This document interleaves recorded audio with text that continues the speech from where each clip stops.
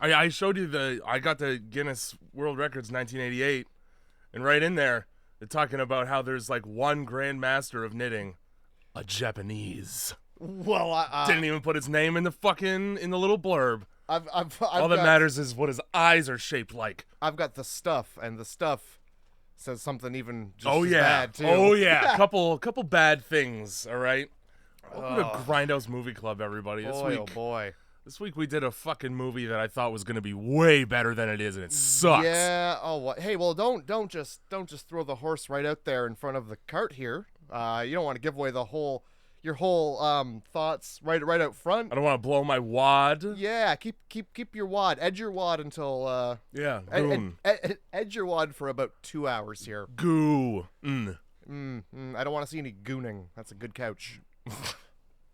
This couch has goon stains all over it. For those of you who are wondering, you know, if you're not up on the lingo, goon. From what I understand, is jerking off. I'm pretty sure it's just jerking off all day. Yeah, I feel like whether you come or not, I'm still beaten.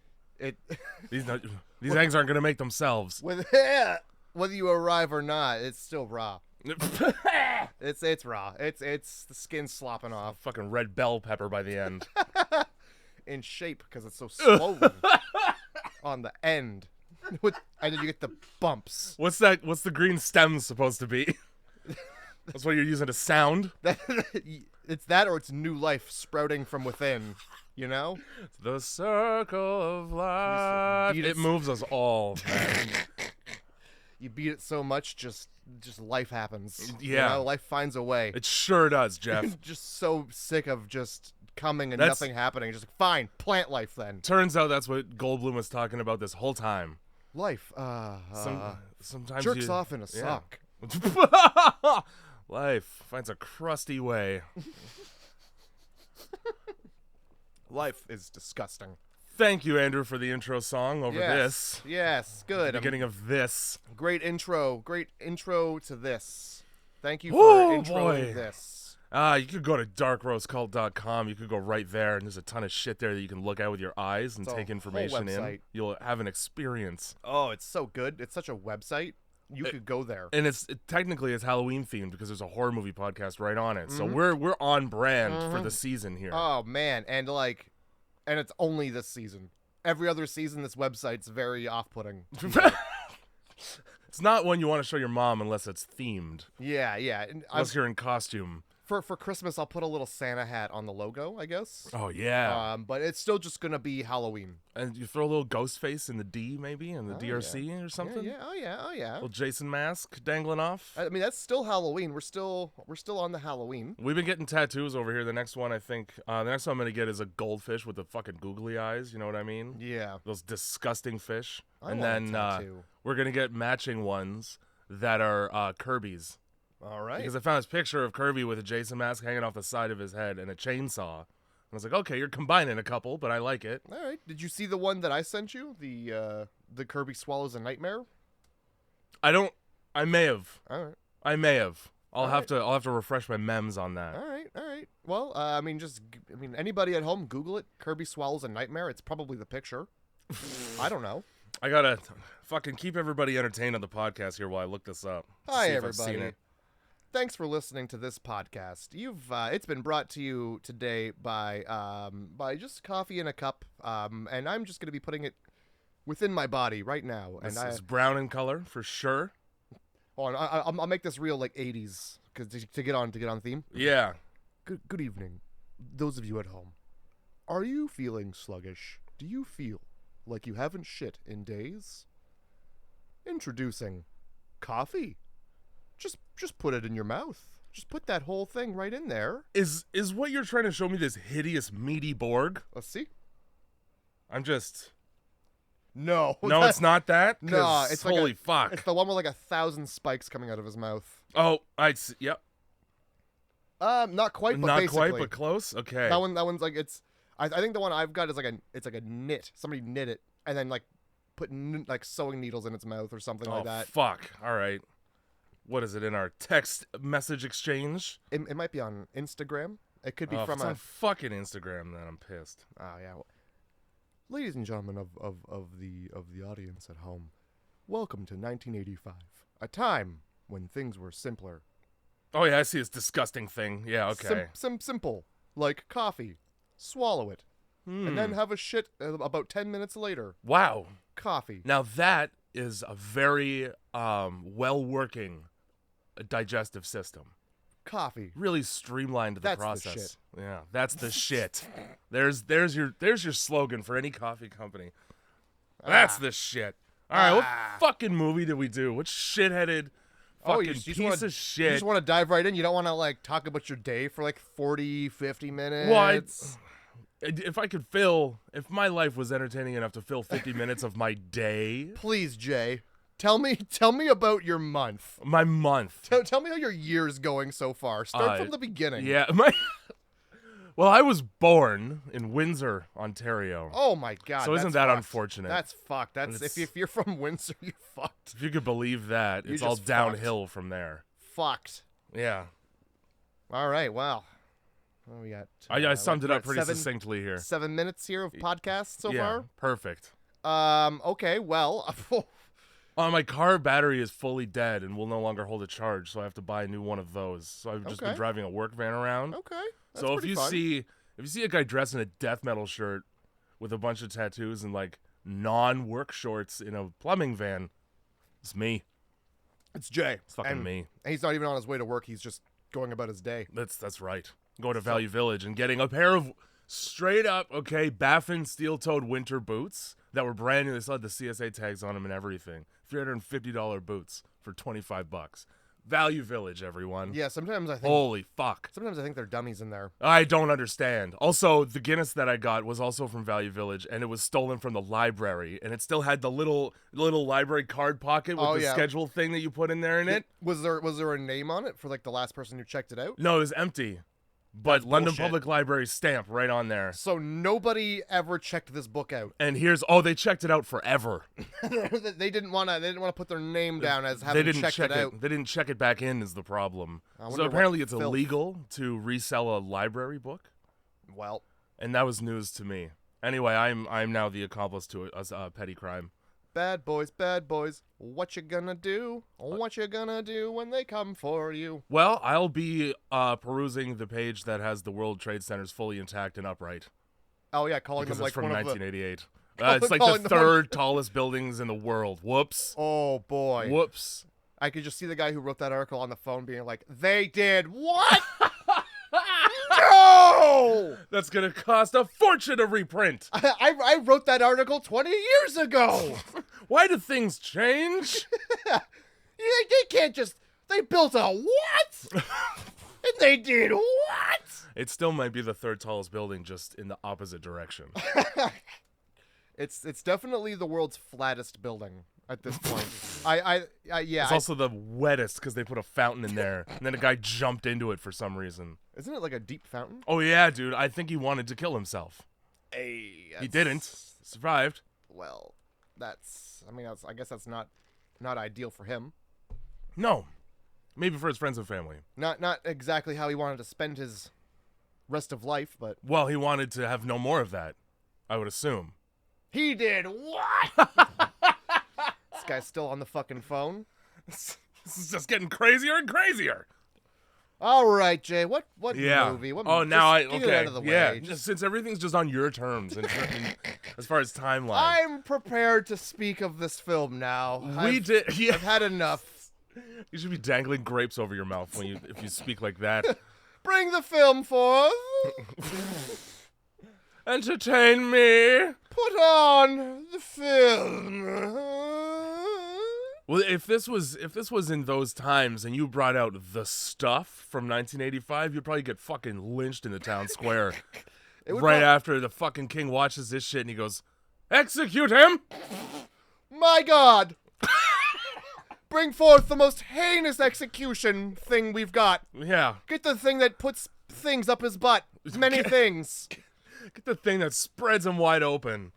Get the thing that we put him inside of, and then we just put it over a fire. Like that was a lot to think of. Like we really thought about that one for a while. Like, is this gonna hurt him? I don't know. Yes, it is. It's Yeah. metal. It's Yeah. hot metal. Well, who's the asshole that came up with, okay, we're just going to put people in a giant metal bowl and we're just going to make it hot in there? Julius Pleaser. Ju- Because he jerks off while it happens. He's like, yeah, burn the people. This is all I need. Julius Pleaser. Oh, my God. But who was the tool who was just like, just tie him to a rock and roll it down the hill? Like, I want him outspread on the rock like he's a cartoon character who got smushed.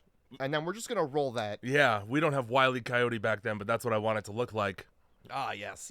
Fold him. Fold him like Fold laundry. him. Get a bunch of horses and just have them run in a direction with ropes. You guys were really coming up with torture devices based on, like, found objects around. How about this rock? Yeah, Can we use I'm this just going for to hit him. I'm something? just going to hit him with the rock. Yeah. All right. All right, that works. What we're going to do is we're going to get a giant rope. We'll tie it to that rock, and we'll pull the rock above him and just let it go. Perfect. We'll call it a rocking. I'm going to get rock hard. We'll call it the rock. The rock we drop. Dwayne The Rock Johnson. You got 2 sentences or less for the stuff? Don't watch it. I don't know. Have you seen Monster Blood by fucking R.L. Stein? I mean, sure. Ivan's Ooze. Fucking same thing. It's sure The Blob, just The Blob. Go save yourself an hour of your time and just watch that episode of Goosebumps called Monster Blood. Just go. Perfect.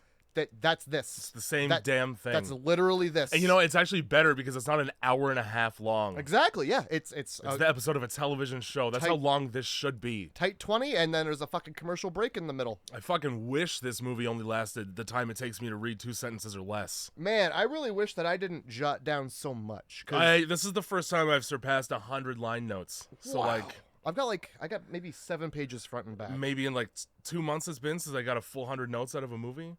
And like, what do you have to say though? Because my God, it's complaints. Oh yeah, okay, good. It's Me fucking too. complaints. It's littered with. It's lousy with complaints. Well, my 2 sentences or less lay 'em on are, you know you're in trouble when you get that stuff in your mouth.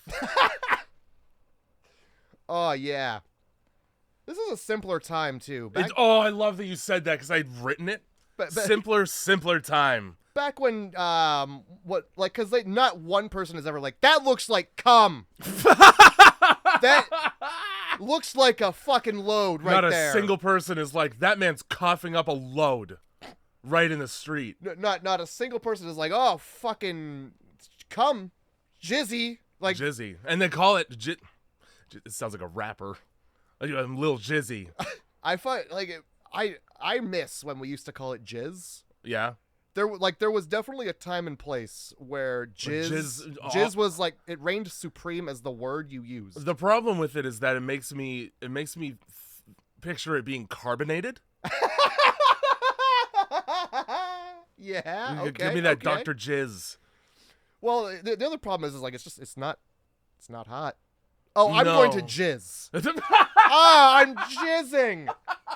Like Spider-Man shooting his webs. Because that's the sound it makes in Spider-Man. Jizz. Fuck. There's some, like, I mean, and then, jit is no better. That's a word? Yeah. That sounds like you tried to say jizz, but then you came halfway through. You could only get the first half of the pronunciation out before your body shut down. Oh my God. And like ending with a hard T is like a horrible. It's like you're getting smacked in the face with it. Jit. With that jit. So spunk, which makes it sound like you're losing all your charisma. Oh my God. Well, there goes all of my get up and go. I lost the bounce in my step into the Kleenex. I'm just gonna throw my zest for life on your back here. Zest for life. Fuck. Anyway, my point is I'm gonna start calling it je ne sais quoi. Perfect. There's that. It's elegant that way. I want wear this like a podcast. I want this podcast to have some class, please. Yeah, of course. While we discuss the stuff, we'll be using the word jizz. Oh yeah. We certainly won't be saying the word cum. No, are you sure? We won't be saying seminal fluid.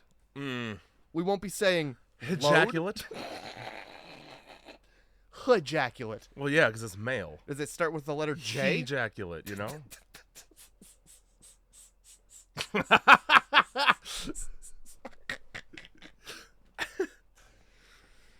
Oh, just tubs of cum in this fucking movie. Yeah. Just You know what kind of movie you're getting? Also, like, on the topic of simpler times. You know what kind of movie you're getting into where the first scene is a man just eating shit he found on the ground coming up through the soil. He's like, this is delicious. Come over here and taste this delicious shit that I found on the floor of the world. I don't know. It's white and it's coming up out of the ground. I thought I'd taste it. I don't know. Said everyone who's ever been poisoned by mushrooms in the wild ever. It's the fucking 80s. I don't know about poisons. No, the guy, what's the fucking... I can never remember. Chris McCandless hadn't died in that bus yet. So they didn't get all the good information about wild edibles.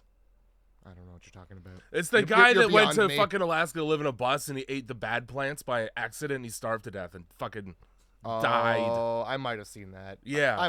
It's got Vince Vaughn in it, the movie version of the book. I can never remember the name of it because I think it's Jack Kerouac's On the Road every time and it's not. That's the one where Kristen Stewart has a threesome in the back of a truck. I like Grizzly Man. If we're gonna talk about movies like that, I just again saw the clip of that fucking guy whose name I can't remember yet again punching a bear square in the face. Hey, don't get too close to me. Pah! See? You fucking shitty bear. I told you. Why didn't you listen? That's what happens when you get close to me. And don't you dare eat me and shit my watch out. So already I'm gonna do the thing that you said we wouldn't do, which don't is... say it. The grand plan of this old man's fucking master plan is to sell bubbly earth cum to people like it's marshmallow fluff. I asked you for one thing. You sure did, and that's what happened though. Yeah, so it's fucking okay. The movie starts. That's the entire premise of the movie. Because just get that out of the way. Yeah. Is that somebody finds semen coming from the earth and goes, "We could sell this to people because it tastes sweet." And then an advertising company's like, "Yeah, let's get some hot models to sell it." On the runway. So they must have wrote and this then movie. Magnum PI is there for some reason to infiltrate every corporation around. I fucking hate this guy. I hate everybody in this movie. This guy, okay, there's a bad actor and then there's a not an actor. Okay, this guy he has one expression in tone all movie no matter what's happening to him. Are we talking about the spy? Yes. Yeah. Mo. Yeah, the guy who everything he says doesn't sound like it sounds like it was something written for him. Yeah. And he's saying it just the way he would say it to be a funny guy.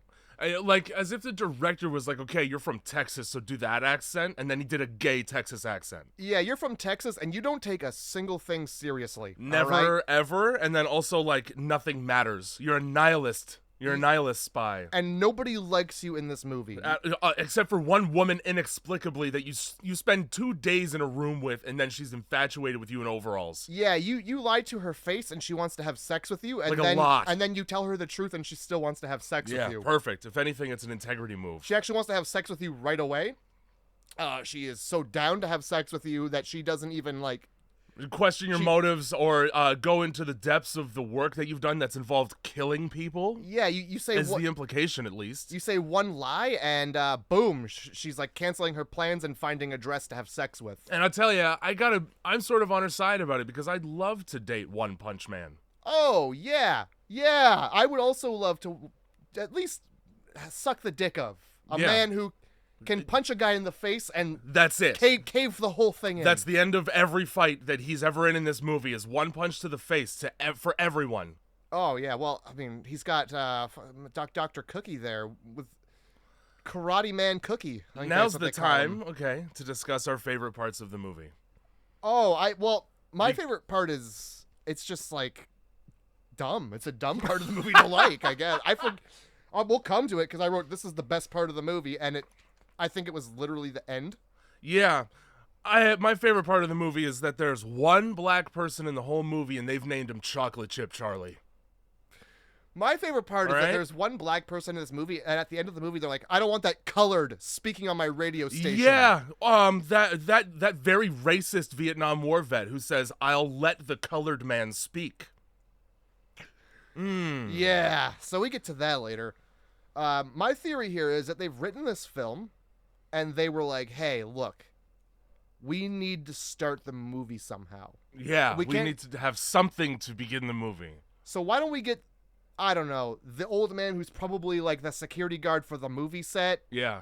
to eat cum off the floor. I think that would be funny. And gets stoked about the opportunity. And have him read the script verbatim. Yeah. I don't want any emotion or thought. No. I don't want acting. I don't want you to interpret your character here. I just want you to read it like you're reading a book to a child, like a baby. Walk up to the bubbling jizz pile. Have no thought, dip your fingers in the bubbling jizz the way anybody else would. And the fact that you thought it was snow at first and it's probably warm, that doesn't tip you off. It's steaming. It's a steaming, bubbling pile of cum. So then why the fuck would he even call it snow in the first place? Oh, no, he doesn't. But the guy who walks by is like, what, are you eating snow? I don't eat snow. Hey, is that, are you eating snow? Like, that's the worst thing he could have done. Yeah. You pissing and eating snow? Like he's stepping on squirrels just in the mine. Oh my God. And he's like, nah, just try it. It's not snow. Here.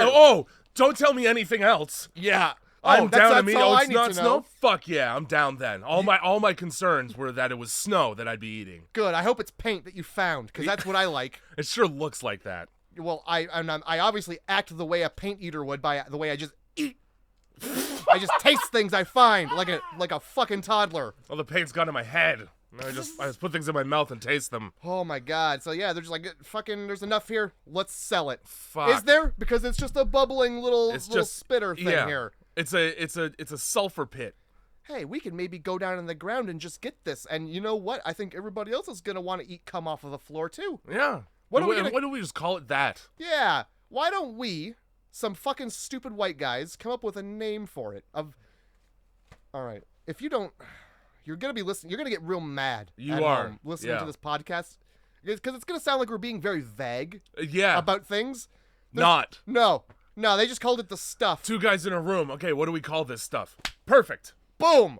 Done. Let's go do good marketing. Let's do cocaine and see boobs. On the boat. It's the 80s. You could cut from this old man eating cum to a child who's dressed for bed like a stepdad who's about to bring a belt into his son's room. No shirt and PJs with no underwear, probably. It's like he's like wearing those boxers from the 80s that are secretly shorts. Yes.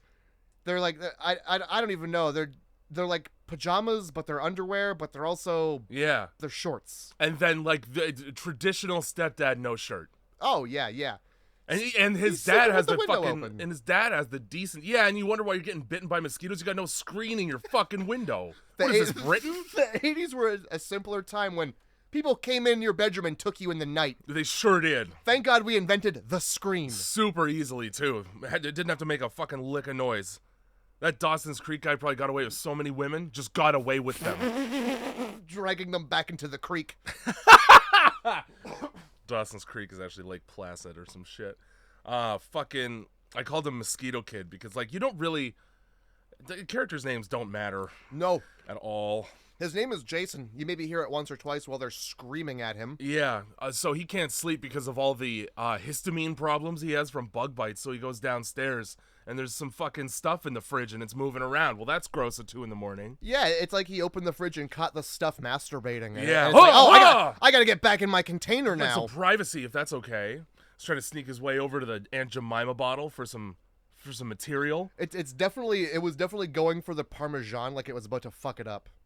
And it's like, back to the container. The boys here. Loves dairy.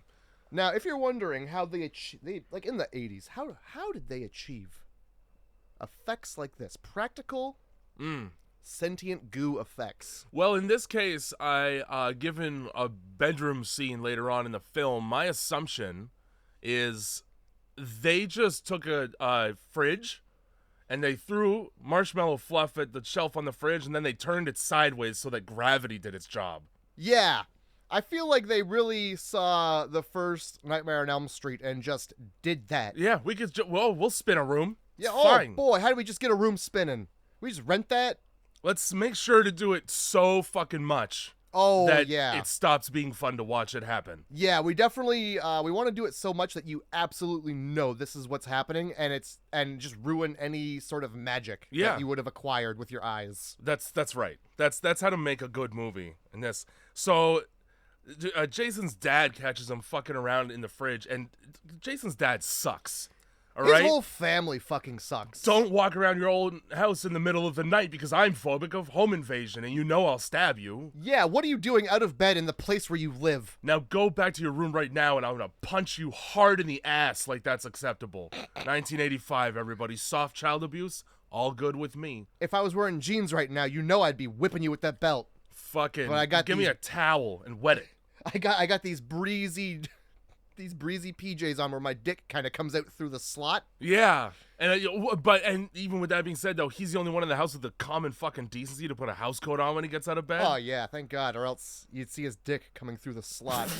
Cause he comes in hot too. You know he's excited. Fucking Family Guy episode, and Lois just walks over and fixes it. That's the weirdest fucking thing, dude. Oh my God. Oh Jesus Christ. And then it's like, nah, it's your birthday. Leave it out. It's American Dad, actually. Now that I think about it, it's fucking God. Francine. Oh yeah, I could see that being more of an American Dad thing. It's Father's Day or some shit like that. Oh, so yeah, why are you out in the middle of the night? Do What you are you, not a hungry like to boy? Yes. Do you not like to get a midi snack there? Sometimes I'll eat pasta in the middle of the night. I don't give a fuck. Yeah, can't this kid not be hungry in the night? You don't feed him. All you do is feed him fucking yeah. white paste. It's- No wonder he's fucking hungry. I would love to know what their diet was beforehand. You never see this fucking wife cook once. And this is a nuclear family, you could tell, because his older brother is a bully. Is his bully. Well, I think his older brother is just pissed because his parents treat him like shit. And the kid is just like he couldn't do anything wrong. Even like the dad's a dick, but the mom is like. So there's like a breakfast scene, like the next morning, Yeah. and the older brother is eating cereal, and he's like, go get your brother, and he's like, I don't want to, my cereal will get mushy. You go do it. You do what I say, and you do it now. It would be super easy for anybody else to climb those stairs, but no, you. The kid comes down, he's like, oh, look who it is. I'm surprised. Do you The want- shut-ins here. Do you want me to make the hardest egg dish to make ever? What is it? I don't know. Was it Benny Dix? And then he's just the brother's just like, I'm gonna eat some of this fucking cum, Mom. Yeah, give me this stuff. Give me the cum for breakfast. Give me that Mom. And- jar of stuff. the cum we're is good saving. for you. There's low calories in that cum. There's no cum calories. Yeah, and then on the television that they have at the dinner table is like the creepiest commercial for any product ever. It's just a woman in a slow zoom. It's like, the tastiest thing you'll ever have in your mouth. Yeah. Oh, with a boo-boo kitty voice. She's like, Enough is never enough, said every rapist. Said every rapist who's ever done a rape. when I was a young girl. When I was a young warlock. That's 2 Lion King jokes on this podcast so far. I'm killing it. When I was a young war dog, I thought ice cream was so good. But now I'm an adult with adult needs, baby, and I want the stuff in my body. Give me the fucking stuff. Why wouldn't you just eat ice cream? You're a fucking adult. You get to make the rules about what goes in you at all times. When you're an adult, you can put so much stuff in your body that you might think you're freaking pregnant. You can just get stuffed by so many men. Yeah, get you're an stuffed should be the slogan for the stuff. That's basically what this Because the whole thing is they just don't stop eating it. Once you're eating it until you die of it. Yeah, they well, I don't like the way they say it, but they start calling people who eat stuff stuffers and stuffies. Yeah, stuffies. It seems almost hateful. Like It seems they've created a slur. they really didn't take much time to do it too. They just, as soon as they saw that it wasn't right, they these fucking stuffers. Yeah, they created 2 slurs in this movie minimum. The other one is chocolate chip Charlie.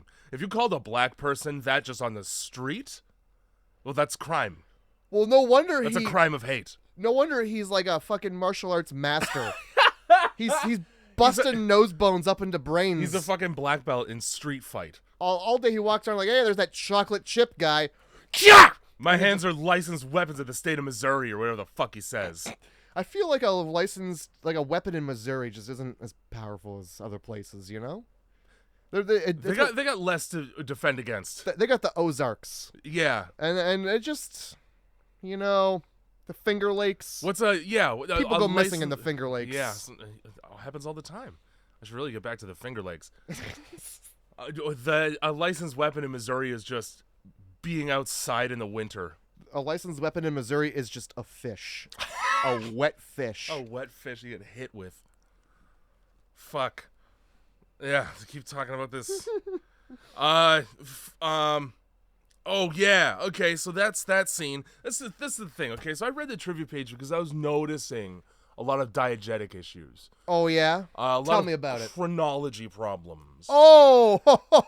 In the sense that instead of being a movie with a through line of like story and common occurrences happening that propel a plot forward. It's more so just a bunch of scenes where things happen in them, and then we cut to the next scene where something else. Yeah, I feel like somebody had a plate of the movie, and it was like all the scenes were there on the plate. Yep. And then they stumbled, so delivering the plate to somebody, and had to put all the scenes. You lost a couple of the glasses. Yeah, because like there are parts in this movie where they see things that there's no way they could have seen. That's right. They're not even looking in the direction of the thing that would be there. Yeah, in fact, they're trying to walk upstairs where something like, and there's, what are you doing looking upstairs when there's?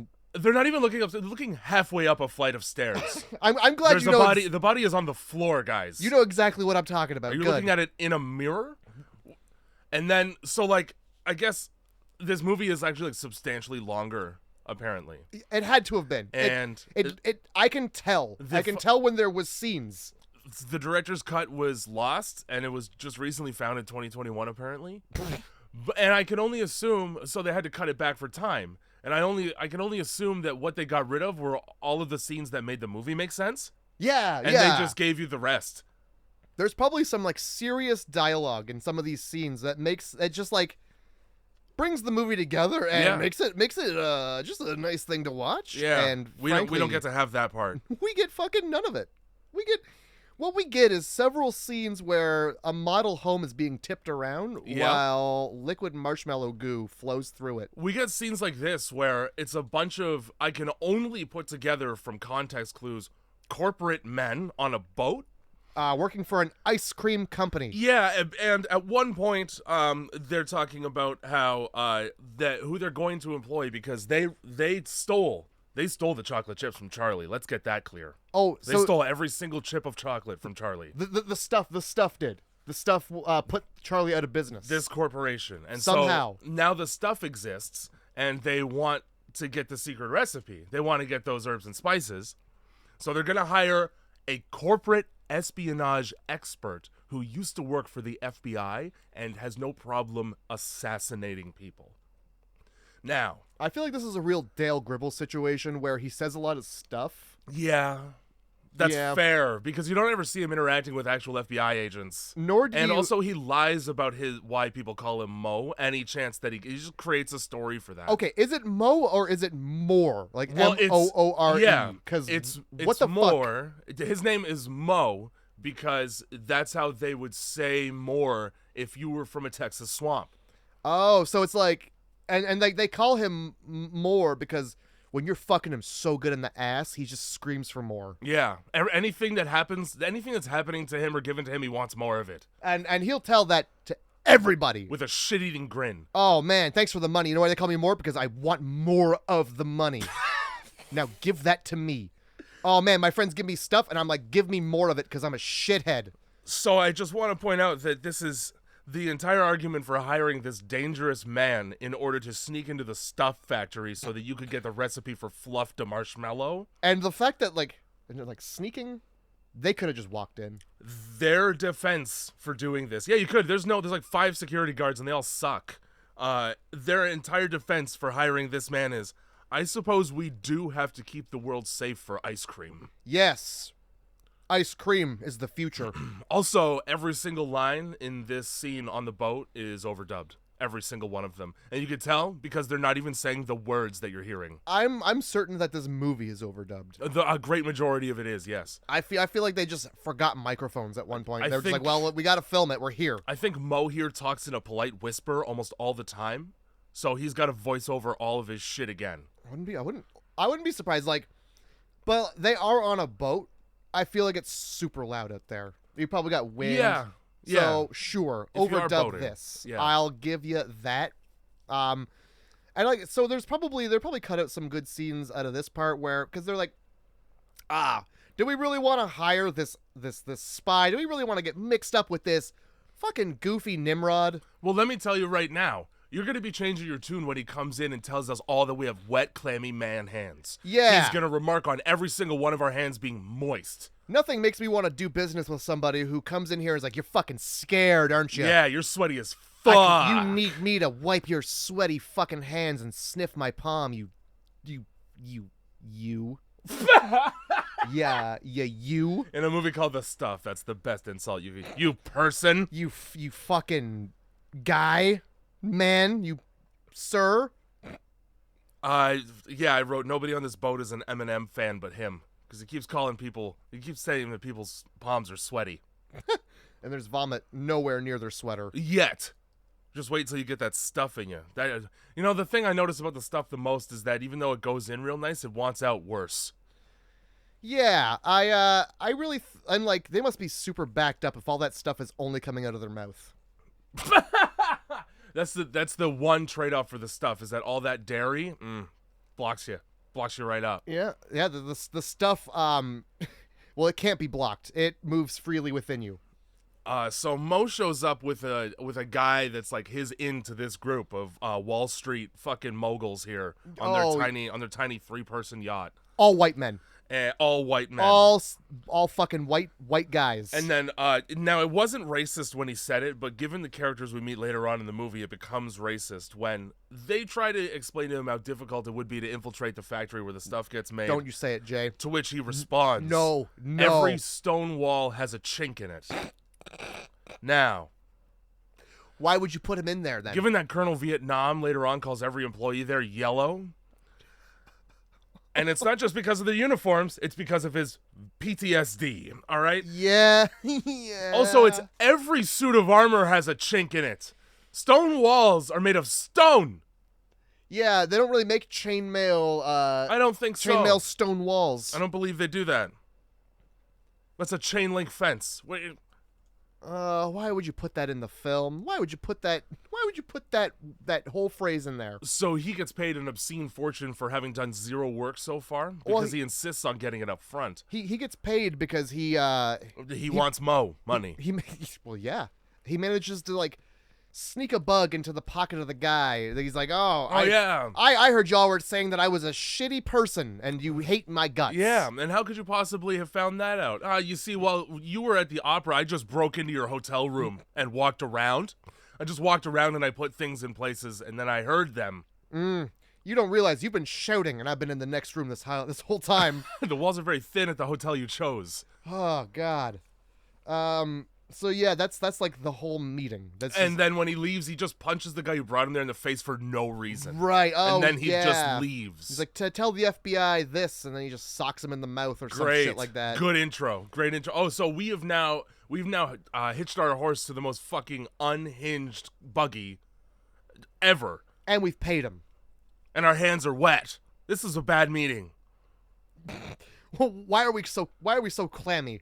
We're just 5 old men. You know, the sea air really dries you out because of the salt. So I don't know why we got such sweaty palms on this boat. Where does this movie take place? Hell. I don't know. All over the place. There's a part where it's like in Georgia. There's a part where it's in a place called like Stater, Mississippi, for fuck's sake.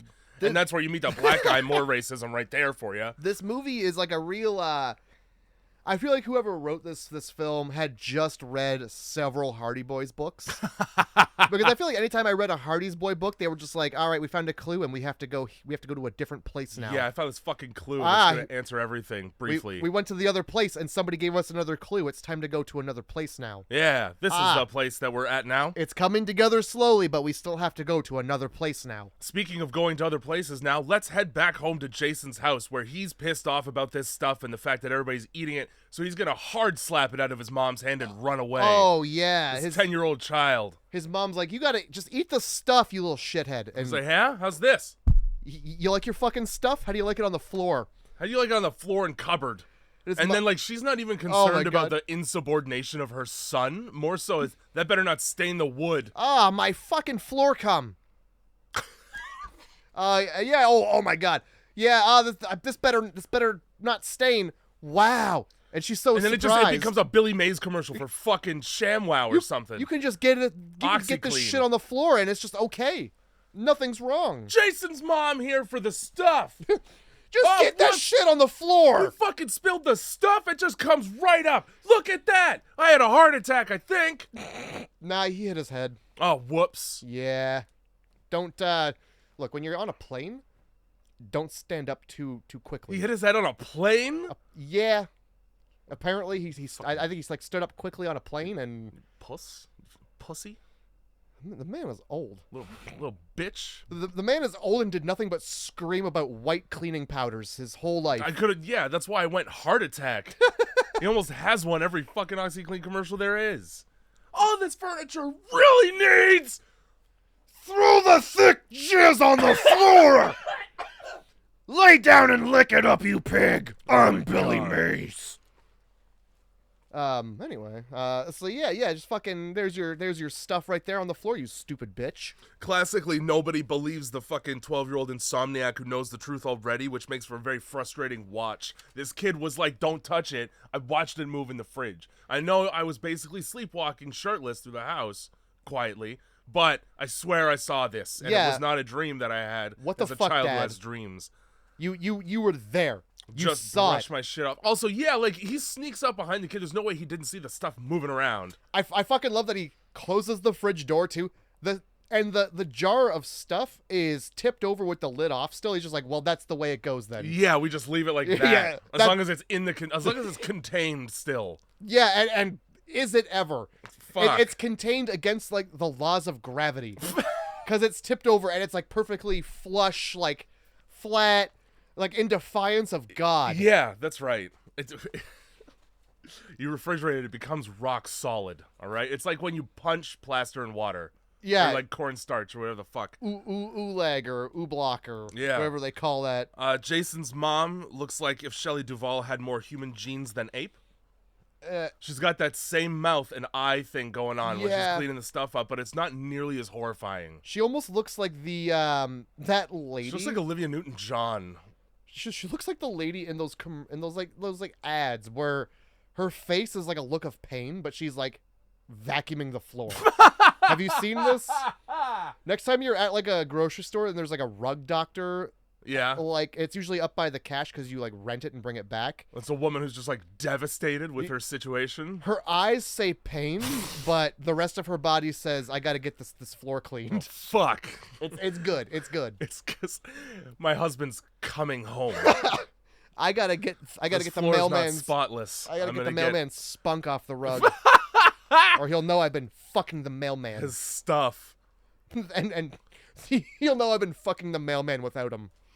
Now we get Nicole is her name, and she's the advertising rep for the stuff. Oh, I called her Photo Girl. That's fine. Her job is at the current moment anyway to have a bunch of models in furs walk down a runway and love eating this. Yeah, I don't know if she's like is she like the director? Like I think so. Yeah, she like runs the advertising agency, so like she oversees this shit. Yeah.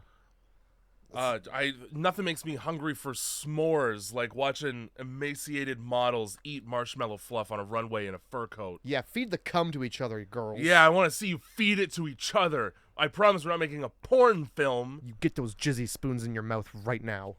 Mo shows up, and for some reason, I don't know what it is about Mo, because he's not a smooth talker. He actually has a very hard time speaking to people. But he can just walk into anywhere he wants. Like he fucking belongs there. He just comes into this fucking shoot, and he goes, all right, everybody take a break. I gotta talk to this bitch about her job. Yeah. Which is ominous. Am I being just- fired and murdered? Yeah, who's this man? Who indeed? Completely disrupts the photo shoot, which I thought was like his plan. But I guess his plan was to also fuck this lady. Yeah, and I mean, if there was any question about that, his lie to this lady is that I want to buy your company because I represent a company that produces sex lube. Essentially. Lehigh Petroleum. I don't know what the fuck else petroleum. It's for cars and fucking. Those are your two options. There's a Venn diagram, and there's a very small portion in between those two. And that's the portion all those people have tetanus shots. Yeah, it's the guy from My Strange Addiction who humps his muffler. Yeah, him and like the 30 other guys who get together and are just like jerking off on a Miata. Yeah, a Miata. 'Cause the it's gayest sports car. Well, because it's Japanese, you see. Is a Mazda a Japanese company? Must be. My dad had a Mazda pickup truck, Mhm. and let me tell you, they were not built for people. Those trucks are built to just like get places. Yeah. There's I don't think I've ever seen a Mazda truck, to be honest. the back seat was literally a pad you fold down. Love that. Like there was no seat; it was like a pad, and I the think pad old was up school or the Ford pad Rangers was down. are like that too. You sat no on the problem. fucking Who am I floor. bringing around? Yeah, you did with no seatbelt on because this was the fucking early '90s, and who Yup. cared? Yup. No mom cared about that shit. Nope. Well, that's yeah. They have a really quick dick measuring contest about their limousine sizes, so that he can say to a woman, "I bet mine's bigger than yours." Right, yeah. So he's like, all right, so I want to buy your company, I want to put you in charge of it. And that was enough. Like, say, all right, if you want to pick up a lady, Yeah. you're going to lie to her. Make it a little lie. Make it an itty bitty lie. Not a lie about your entire life and her future. Yeah. Don't lie to her to have sex with her. And then don't make promises you can't keep. Yeah. Basically, But make promises that like they're it's super easy to keep, and if you don't, it's not a huge deal. Yeah, 'cause you exactly. came good. Hi, I want to change your life forever. And after we fuck, it's going to be pretty disappointing for you. When it's just me. It's just me you got. Yeah, remember when I said I was an oil tycoon? Well, people don't respect me. I walk into rooms and people frown. I'll So, frown right away. yeah, Then I give them my cheeky little nickname story, and then they go, ugh. you know why they like call me even less. You know why they call me Mo? Cuz I have very little. They call me Mo, because once I get between your legs, I'm going to want some Mo. Now. You know why they call me Mo? Cuz once you see what I'm working with, you're going to wonder where the rest is. And then I say there's no Mo. That's all. Unlike the stuff, this is simply not enough. Actually, I guess Nice. the stuff is also not Actually, enough. enough is never enough when it comes to the stuff. Yeah. So, just like the stuff, but unlike the stuff, my penis is never enough. Once I slip it in there, you're going to be like, well, where is it? My penis is buff when it gets to the stuff. My penis is buff in the same way a midget is. There's just so much less to have muscle around. Yeah. Like, they're buff, but, like, for them. Oh, fuck. Like, you never fight one, but you're like, I wouldn't want to. Oh, my God. Like, I could, but I'm not going to. No, they're like an ant. They just pick you up. They carry 50 times their body weight. Fuck. Like an ant or a chimpanzee. Now, again, we can just go straight to a grocery store because this is the most fucking unhinged series of movie sequences ever. Wait, hold on. Before that, there's we Okay. have to go to the lab. Yeah, we have to go to the lab where he assembles a team you never see anybody of ever again in the That's movie. right. And one guy's got a and this is where they're like, well, why don't we just ask? Well, oh, you can't. You can't ask. You just can't. Clearly, you're brand new to this. I don't know if you know, but I've made a living getting answers that you can't ask for. That's sort of why I brought you here. Well, we tried asking. They This have is when to you tell come us. in. Fuck. It's just the polite thing to do. If you ask, they have to say so. Well, no, because Coca-Cola doesn't have to, and it's the same. Shit, you're right. They're protected by the same thing. I didn't think about that. The The whole reason for the movie. Thank God you had that can of Coca-Cola in your hand to show us an example of a company who does. In this sterile laboratory for testing. Yeah, we got all this jizz in these fucking petri dishes. Ugh. So here's my issue. Yeah. There's a couple. If you want, if what you're trying to do is like take down the stuff, right? Okay. Hey, look. What like the stuff is fucking shit up for big ice cream. Yeah. We'll say Ben and Jerry's because you know what, Ben and Jerry's, they're nice. They would never. This is fucking Haagen-Dazs. They're Germans. They're angry. Yeah, okay. Baskin Robbins. Yeah, we got fucking Hog and Das here. Hog and Das. And It's they're a fucking fashion company from Germany. It's Nazis. they're just trying to like, oh fuck, man, The stuff is fucking it up for ice cream. Well, we can't figure out what's in it.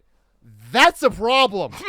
Why don't we just tell people that we don't know what's in it and nobody knows what's in it? Hey. I feel like people are going to be like, I kind of want to know what's in it before I put more in my body. I'd love to know what's in it. We got this big ice cream company that makes this shit and they can't figure it out. I got some cues for the FDA. That's how you end up eating plastic. I got some cues and they better have some FDAs for me. Oh boy, well don't worry. We'll head to the apparently head of the FDA's house. He's really easy to get a hold of. We'll just hang out with him and his weird dog. Yeah, cool. We'll get there eventually. Not quite yet because first we gotta just go some more and in this lab because there's nothing else important in this lab to say. No, it's just like some bubbles jiggling around in the background and that's the whole lab. Yeah, like just fucking tell people it's inorganic matter. Say and it's poison. Like it's microplastics. Fucking toxic. Yeah, like people are gonna. It's made of mushrooms and they pick the wrong ones. Just say what is in all. it? Jesus Christ, that's a huge concern. Well, it's a proprietary recipe from the earth and dirt. Yeah, fucking dirt. It's probably got worms in it. It probably is. Well, it does. It's got something in it that we see later. I don't know what the fuck it is. I like that in little Jason's fucking pea brain. Okay, he goes to the grocery store and he sees the fucking stuff displays and he goes, I'm going to dismantle this entire corporation with my bare hands. I got them good here. By basically just doing a shitty milk prank from YouTube in the grocery store. Hey, I'm going to knock all this shit off the shelves like a 5-year-old that wasn't allowed to have the cookies he likes. Doing it for the vine. Yeah, do it for the fucking vine. 2 employees try to stop him. One of them decides to employ an interesting strategy, which is, I'm going to jump on all of the stuff and swim through it while off camera somebody throws handfuls of it at my head. Oh my god. Like he knocks over a pyramid display and the pyramid display falls and then there's a cut and the guy's just starfished on the whole display and somebody's thrown like a half dozen buckets of the stuff just at him. Yeah. It doesn't even make sense to have it do that. Somebody gives this kid a broom. Yeah, that was a mistake. And like, okay, so, all right. He runs in here, and That's why he fucking hates it, okay? He's autistic, and it's texture-based. It is. It's very smooth. All right. It's fucking smooth to the touch. And the same thing, you give him a broom, he's gonna wreak havoc. He runs in this Why is some of the stuff refrigerated and some of the stuff doesn't need to be refrigerated? It's a great question. Some people like it cold. Some like it hot. Dun, dun, See? dun, dun, Yeah, dun, there you dun, go. dun, dun. That's a song. So yeah, he's knocking over the stuff. He's like taking it, he's just chucking it out of the display. It's all over the floor.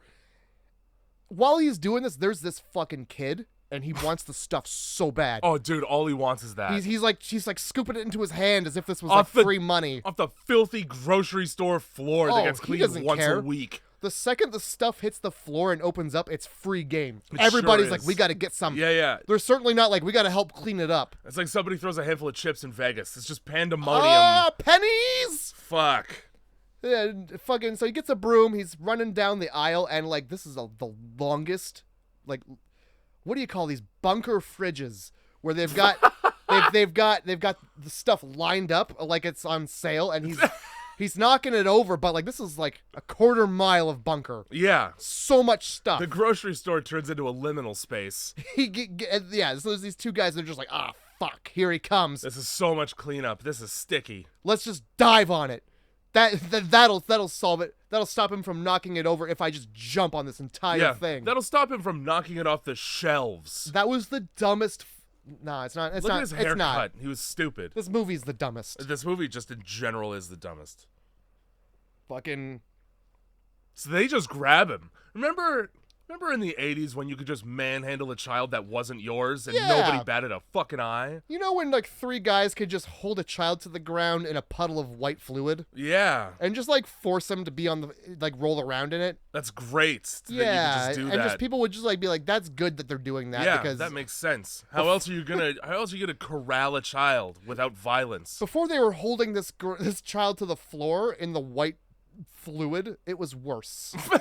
And them doing that has made this better. We were preventing a mass hysteria by trying to smother a child to death in marshmallows. Oh my god, this movie sucks. Yeah, Mo goes to the fucking FDA guy who approved the stuff.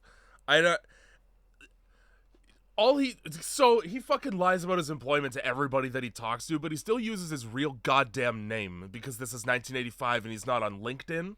But like nobody's picking up a phone and calling any like, hey, have you heard about this guy that's got a fucking cheeky little slogan for why everybody calls him Mo?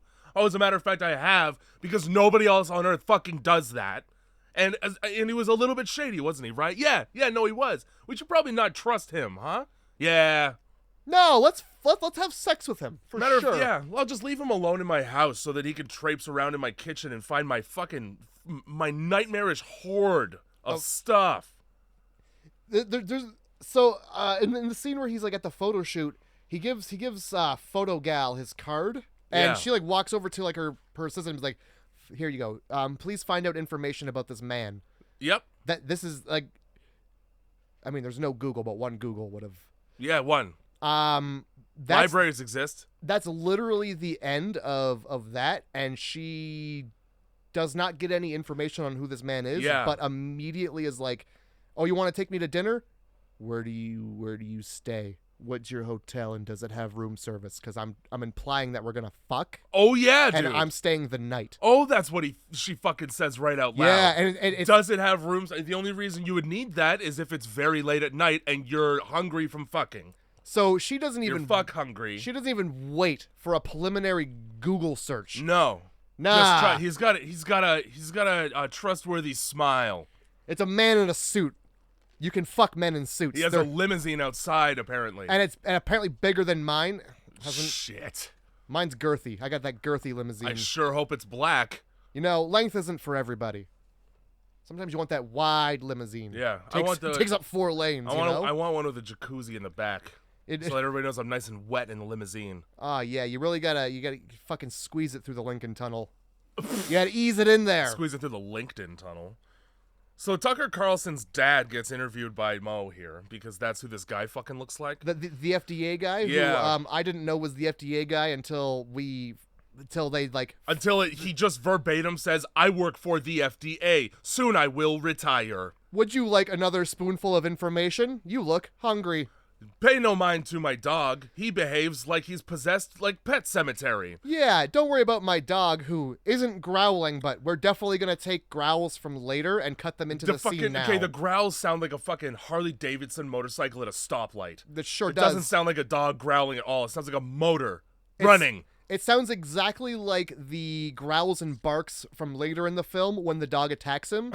It sounds exactly like those barks and growls. I'm sorry, do you mean when the dog gets peanut butter shoved into his mouth and then chews real close to his face? Is that what you mean?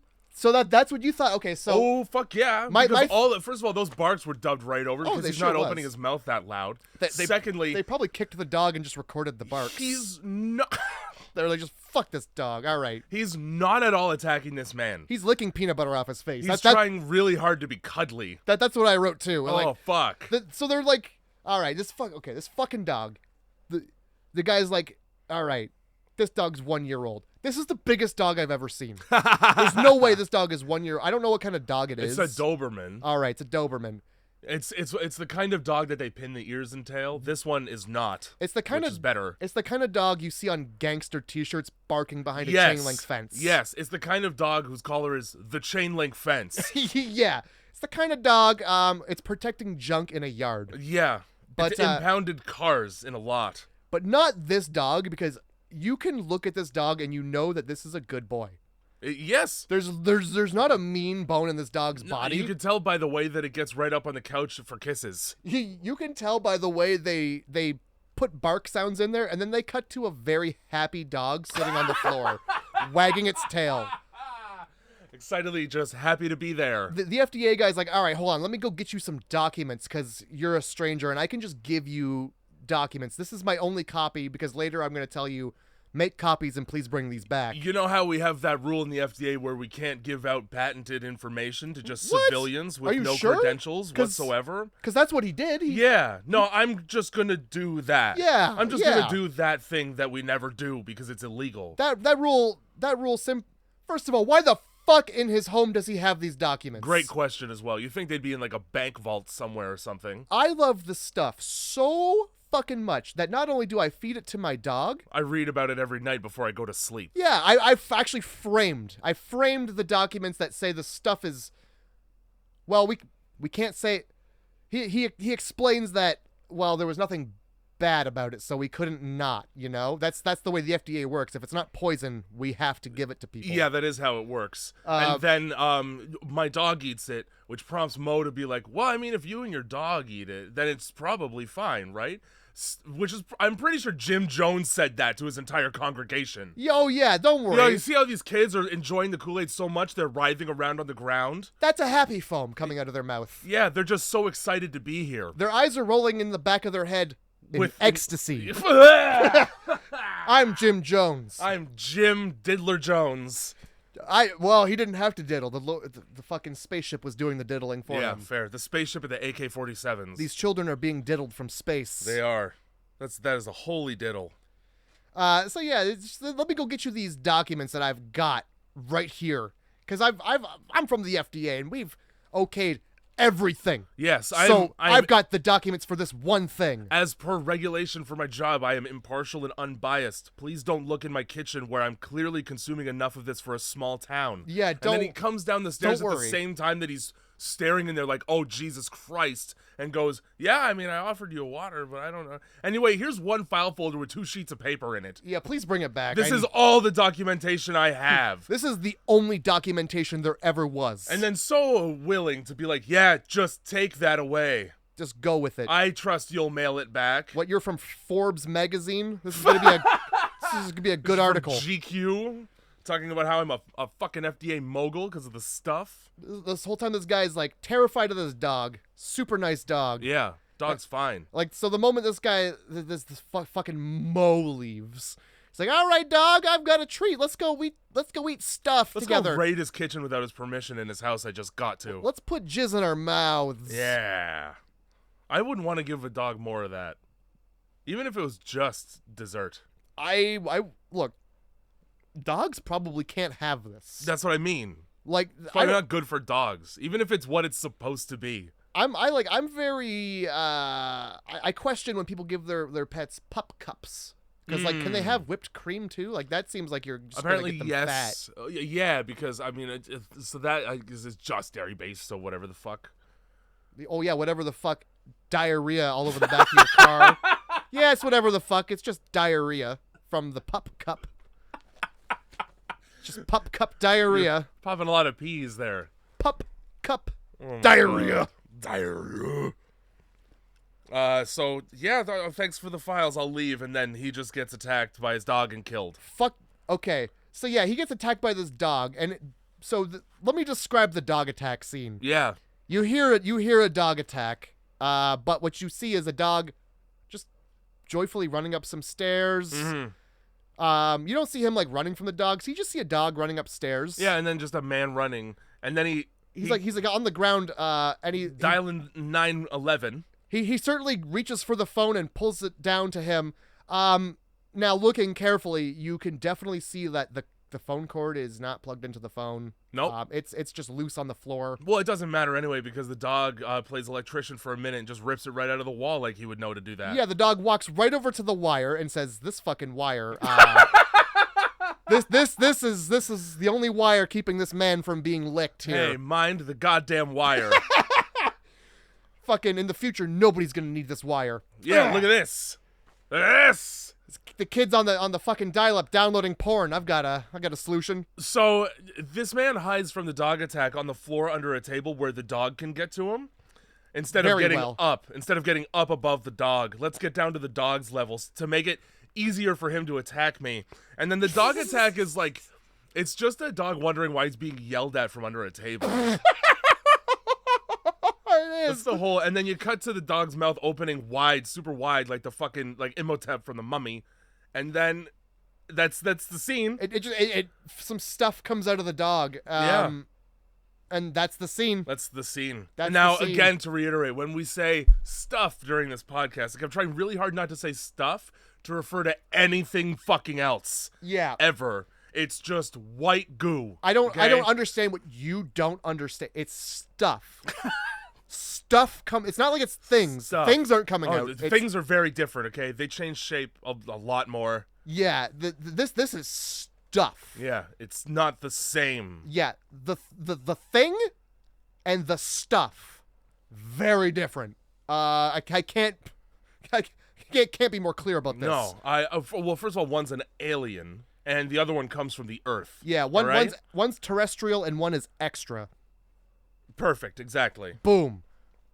One goes in you and one becomes you after I guess not even just one just becomes you and then makes sure that you're dead. It just like I think the whole motivation of this shit is to make sure that more people consume it so that it can be inside more people. I think that's all. I think that's it. That's a great assumption because let me tell you. No, it's never going to tell you. The movie's never going to explain that. Well, I think they do say that at one point, but still. Yeah, just one. It's in the limousine after they meet the people at the stuff and like we've got some accommodations. There's just it's a throwaway line from the back, like from outside the limousine that's voiced over. And it's probably the director being like, I should probably tell some people at some point what the movie's about, right? Yeah, people are gonna be wondering a lot. Now, I think the stuff just wants to be ate and just wants you to consume as much as you can. All right. Exactly. There, perfect. We're at the motel now. And honestly, the motivation makes no consequence to the movie whatsoever. Yeah, honestly, it just could have been goo. It could have just been Earth goo. Well, I didn't. You know what would be a better one is that this is the Earth retaliating for overpopulation by trying to destroy the human race. Hey! I just made a better fucking movie in 10 seconds. Oh, so you want to watch The Happening? Well, yeah. I would want to watch The Happening too. I'm down to watch The Happening over this. Oh, yeah, absolutely. At least Mark Wahlberg is fucking funny. At least a man laying down in front of a riding lawnmower is... At least an old lady bashing her face through her own house windows for like 10 minutes is better to watch. Oh my god, I love that movie. I don't give a shit. Nah, I hate Zooey Deschanel so bad. Is she in that movie? Yeah, she's the dumb bitch in the movie. She's the dumb... I don't know, Jay. Don't yell at me. She's the wide-eyed, dumb, stupid woman who's confused by just the fact that air is breathed. Who's that girl? Yeah. It's Zoe. It's fucking Zoe. God damn. I don't... Is fucking... How many other examples of a TV show where the main character is what ruins the show do you know? Because that show would be fucking funny if she wasn't in it. Every other character in the show is a hoot. It's a very wholesome way to describe New Girl. I expected a cuss word in there, but there was none. They're a laugh riot. They get along great. And then you got this dumb slag coming in, not knowing a goddamn thing that's common sense. She doesn't have any. Fair enough. Great. So Mo goes to a fucking gas station in some small town. It's the fucking... Stater. Stater? Yeah. Okay, because for the whole time I thought they were saying the state of Virginia. Strider, like Lord of the Rings. It's a big fucking state. No, it's like, it's just called Stater. And, okay, the most striking thing about Stater, fucking North Carolina, or wherever the fucking hell, Virginia they are. Get it right, man. Is the gas station attendant really wants you to use his bathroom. Yeah. Like, more than anything on earth. I don't even care if you get gas. Please use the fresh towel I put in there. I bet you $1,000 there's stuff in there waiting for you. There's probably nothing about that towel that's fresh. It's probably just a room of stuff. I didn't even think about that. That could very well be. There's probably a wicked scene they cut out where you see the bathroom door and just stuff kind of comes out from underneath and goes, oh, whoops, and just goes right back up. Oh, shit. It's bright out. So this fucking gas station attendant, he acts as though he's never been asked to fill a tank before in his life. Fill her up. Okay. With cum? Oh, with gasoline. Yes, right. And Mo's not making it any easier by saying fill her up and then going, actually $20. Actually $20 and not a penny more, you motherfucker. In 1985, that was 2 cars worth of gasoline. Sure was. And I mean... Based on what's around, I don't blame this guy for not, first of all, being like, oh, fill her up with absolutely car stuff. Yeah, I haven't seen a fucking person in years. Yeah, this is the Harbinger from Cabin in the Woods. It's exactly the Harbinger from Cabin in the Woods, because after he's like, oh man, there's another car over there. Whose car is that in this one-person town? Well, that's enough for me to dip into the bushes far away. Oh, 2 strangers in one day. Ah, shit. That's too many for me. I'd better go home to the bushes. I'm just gonna run into the woods. Fucking in broad daylight. I'm not even gonna sneak into the woods. Nah, bye. In Grand Theft Auto Vice City, if you follow the hookers around if you follow the sex workers around. Oh yeah, my bad. Because they have agency. Right. If you follow them around until daytime, they walk off into the tree line and disappear. They disappear into the fog. They the ghosts in the fog. They spaz out and immediately run into the ocean. That's what this reminds me of. He's like, oh, people. Oh, bushes. Ocean. I gotta shit right now. And I'm not using that bathroom. I just cleaned it. Spends years. Yeah, he cleaned the bathroom one time like 10 years ago, and it's just since then he's just like, gotta keep it clean. One day somebody's gonna roll through town, and I don't want them to see my skids. On the towel. I'm gonna wash that towel once a month and make sure everybody knows I just did. Get in there and wash your. Look, the towel is not encrusted in the shape of the towel rack, okay? If I go to a gas station and I go to the bathroom, you know what I'm not gonna do? Wash your fucking hands in the dirty gas station bathroom? I mean, yeah, likely not unless I get something on them. But if I wash my hands, the last thing I'm going to touch is the community towel at a gas station in bumblefuck scum buttfuck nowhere. The singular towel in Stater, Virginia. We just pass it from house to house. Yeah, you don't want to get it after Gary uses it though.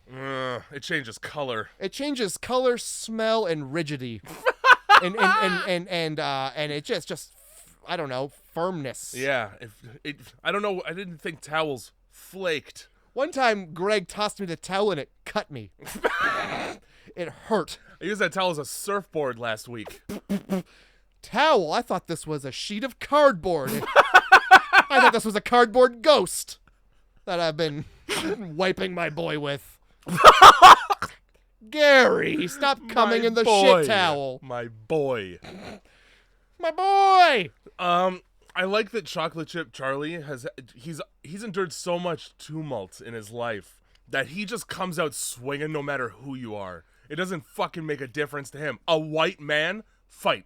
Yeah. It's on sight anytime there's a white man in a suit. It's the 80s. This is gonna be racism. Oh fuck. The one time he's not prepared for racism is when he gets racismed. That's true, and he kind of just laughs that off, which I'm impressed, dude. Yeah, I mean, he said... He's like, can I go somewhere to collect my thoughts? I was just called the N-word. He doesn't even give him like a, what the fuck you say to me? No. Because that's like... That would be worse. He doesn't give him a Chris Tucker. No, that would be conforming to what that man already thinks about him. Do you understand the words that are coming out of my mouth? I don't understand the words that are coming out of your mouth. Oh my god. That's Chris Tucker right there. It sure is.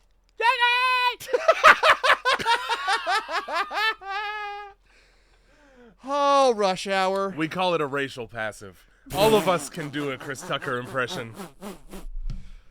Oh, but don't you dare do Morgan Freeman. I don't. I'm not gravelly. I gotta start smoking more. My Morgan Freeman is this. Hi, I'm Morgan Freeman. And it sounds a lot like me going, hi, I'm Morgan Freeman. Andy Dufresne sure did get his dick sucked against his will. And it sure was. Shawshank Redemption. Shank, right in the name of that prison. What do you expect to happen? Does somebody get stabbed in that movie? I don't remember. What the fuck ever his name is there? Princess Tony the Queen, or what the fuck? He had some fucking name like that. I don't know, the guy man. who commits the atrocity. Oh! He has a lot of things happen to him. Leg-related things. I forgot about that gentleman. Yeah. There's nothing gentle about him. Have you seen... That was a rough man. I get him mistaken with the dude from Prison Break a lot. Oh, you know. Oh, yes, I do. The Louisiana gentleman. The gentleman that in everything that he's in, if I've heard in the story of what he's in that he's been raping, I go, of course he has. Look at him. He's in the Hunger Games, and they bring him out, they cart him out like this guy that's gonna commit the final genocide to save the Capitol. And I was like, yep, that's what he does. That's probably what he does in real life. They cart him out. out. You ever seen him look at anything? No, because I've seen him in a couple things. He looks at everything within his line of sight like he's got a murderer's level of disdain for it.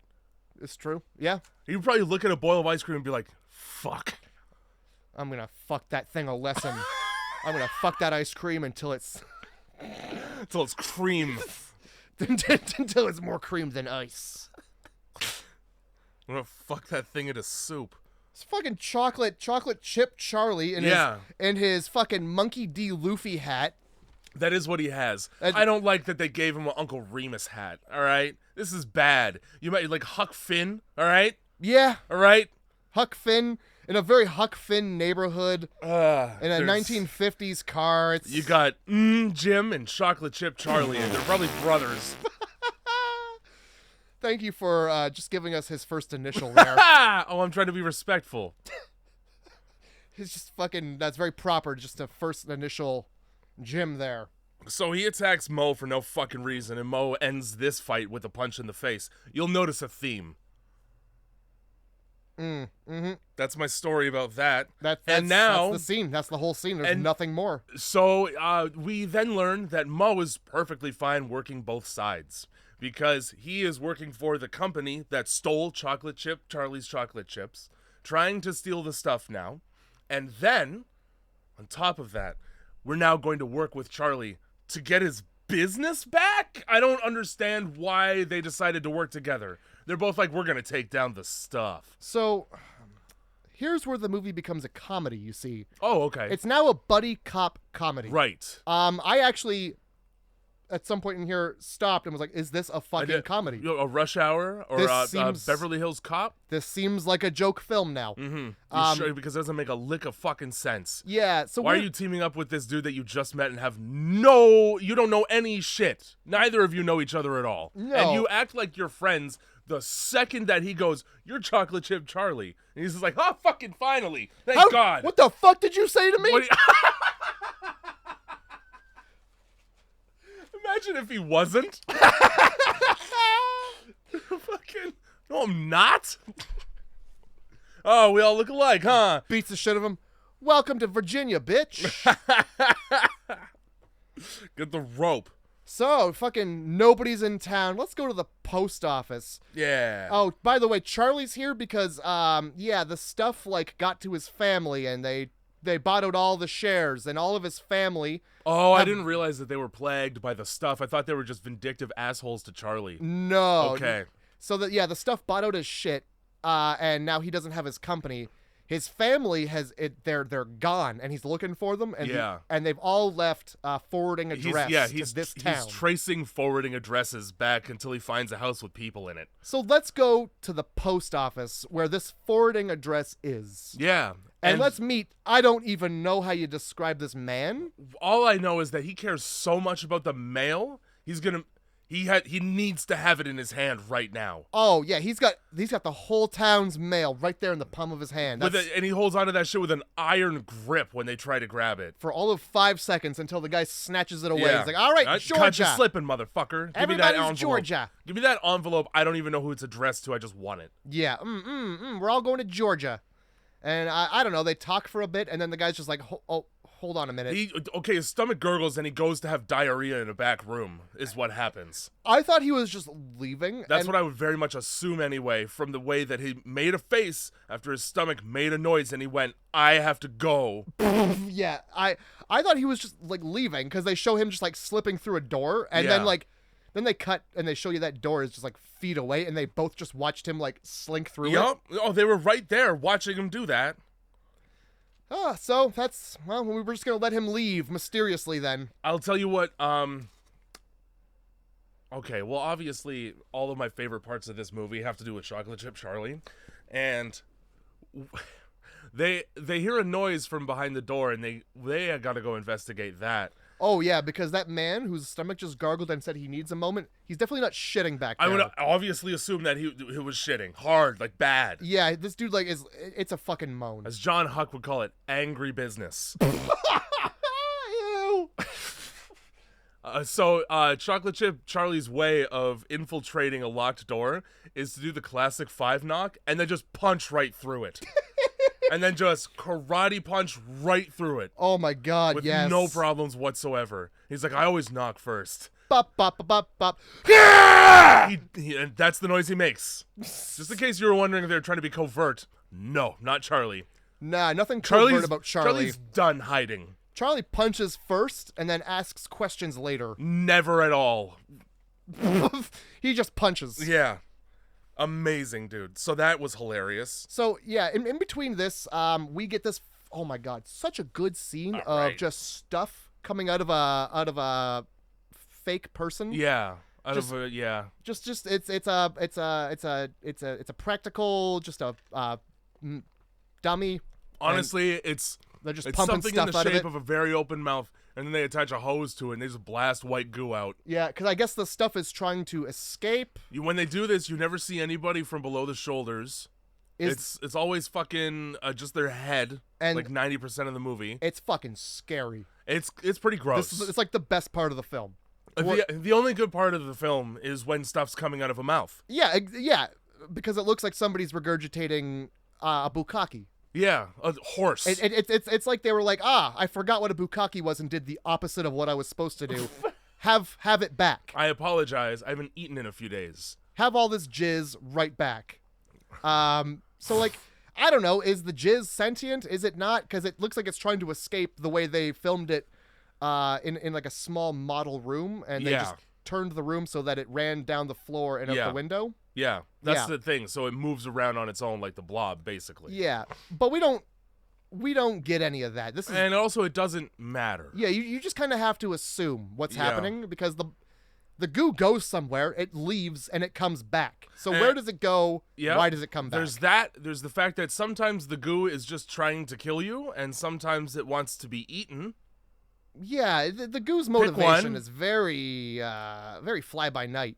The people it kills, it doesn't turn them into more goo things. It just kills the dude in the hotel. That's it. Yeah, I don't get it because sometimes it like, and like, you punch somebody with the goo and goo shoots out of them. You punch somebody without the goo and they just cave in and become dust. So yeah, I don't understand. And sometimes they come back to life. Sometimes they do.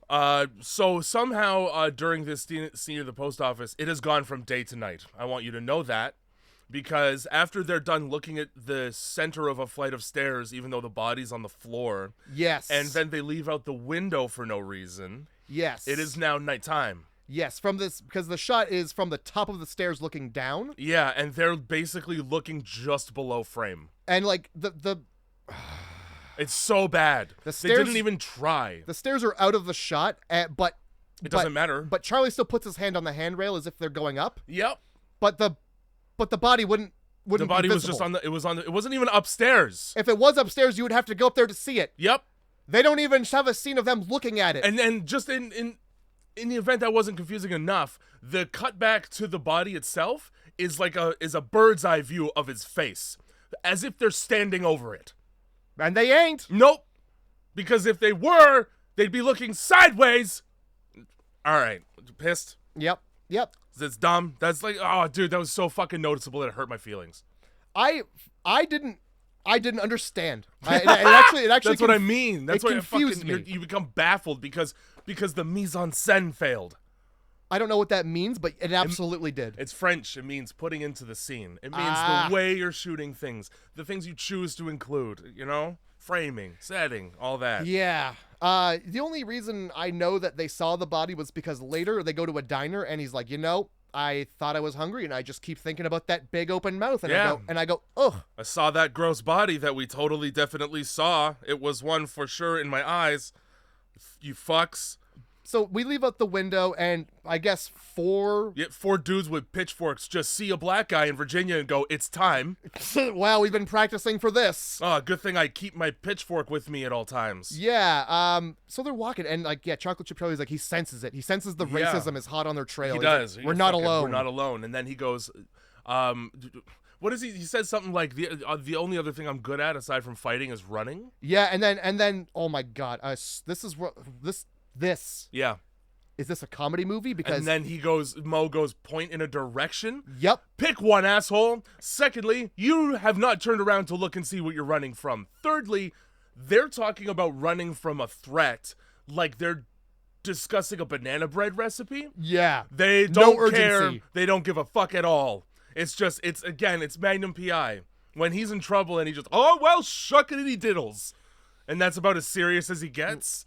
Yeah, pick a direction to run in, by the way. Let's run away to the water. Yeah. And then this is where Chocolate Chip Charlie. Yep. I'm gonna call him Charlie. Is that okay? Yeah, you should. Is that okay? You probably should. His name is Charles. We'll call him Charles. Yeah. Chuck. Charles does like a roundhouse kick and just goo shoots out of his guy. Yep. I kicked a hole right through him. One Punch Man punches a man's face off. Best part. Right off is where his face goes. And that's the only time that happens. That's the one time you get to see like a fight scene, and then there's like it's anything good practical effects. Good. Like Body Snatchers did this better. They certainly did. Now I'm gonna read just what I wrote here about this scene. So to set it, they have a big sign right by the boat launch that says "No dredging, no anchoring." So the boat is just sitting there, and Charlie is trying to push off to launch the boat because you have two people. The math is kind of spotty here because Charlie killed a person and Mo killed a person, but there's 3 still alive, and there are only 4 of them. They blew the racism conch, and more people are coming. Okay, perfect. What would the racism conch sound like? Dare I inquire? I can't say. I can't say. That bad? I'm sorry. Huh? I'm simply not allowed. I just a deep fryer that's on. I just simply am. It's not like I've heard it, Jay. I don't know. Just imagine. But so there's 3 guys. There's 2 when Mo and Charlie get onto the boat, they just stay on shore and do nothing. They're fully in reach of Mo and Charlie still. Yeah. And Charlie can't get the boat to launch, which I don't think was in the script.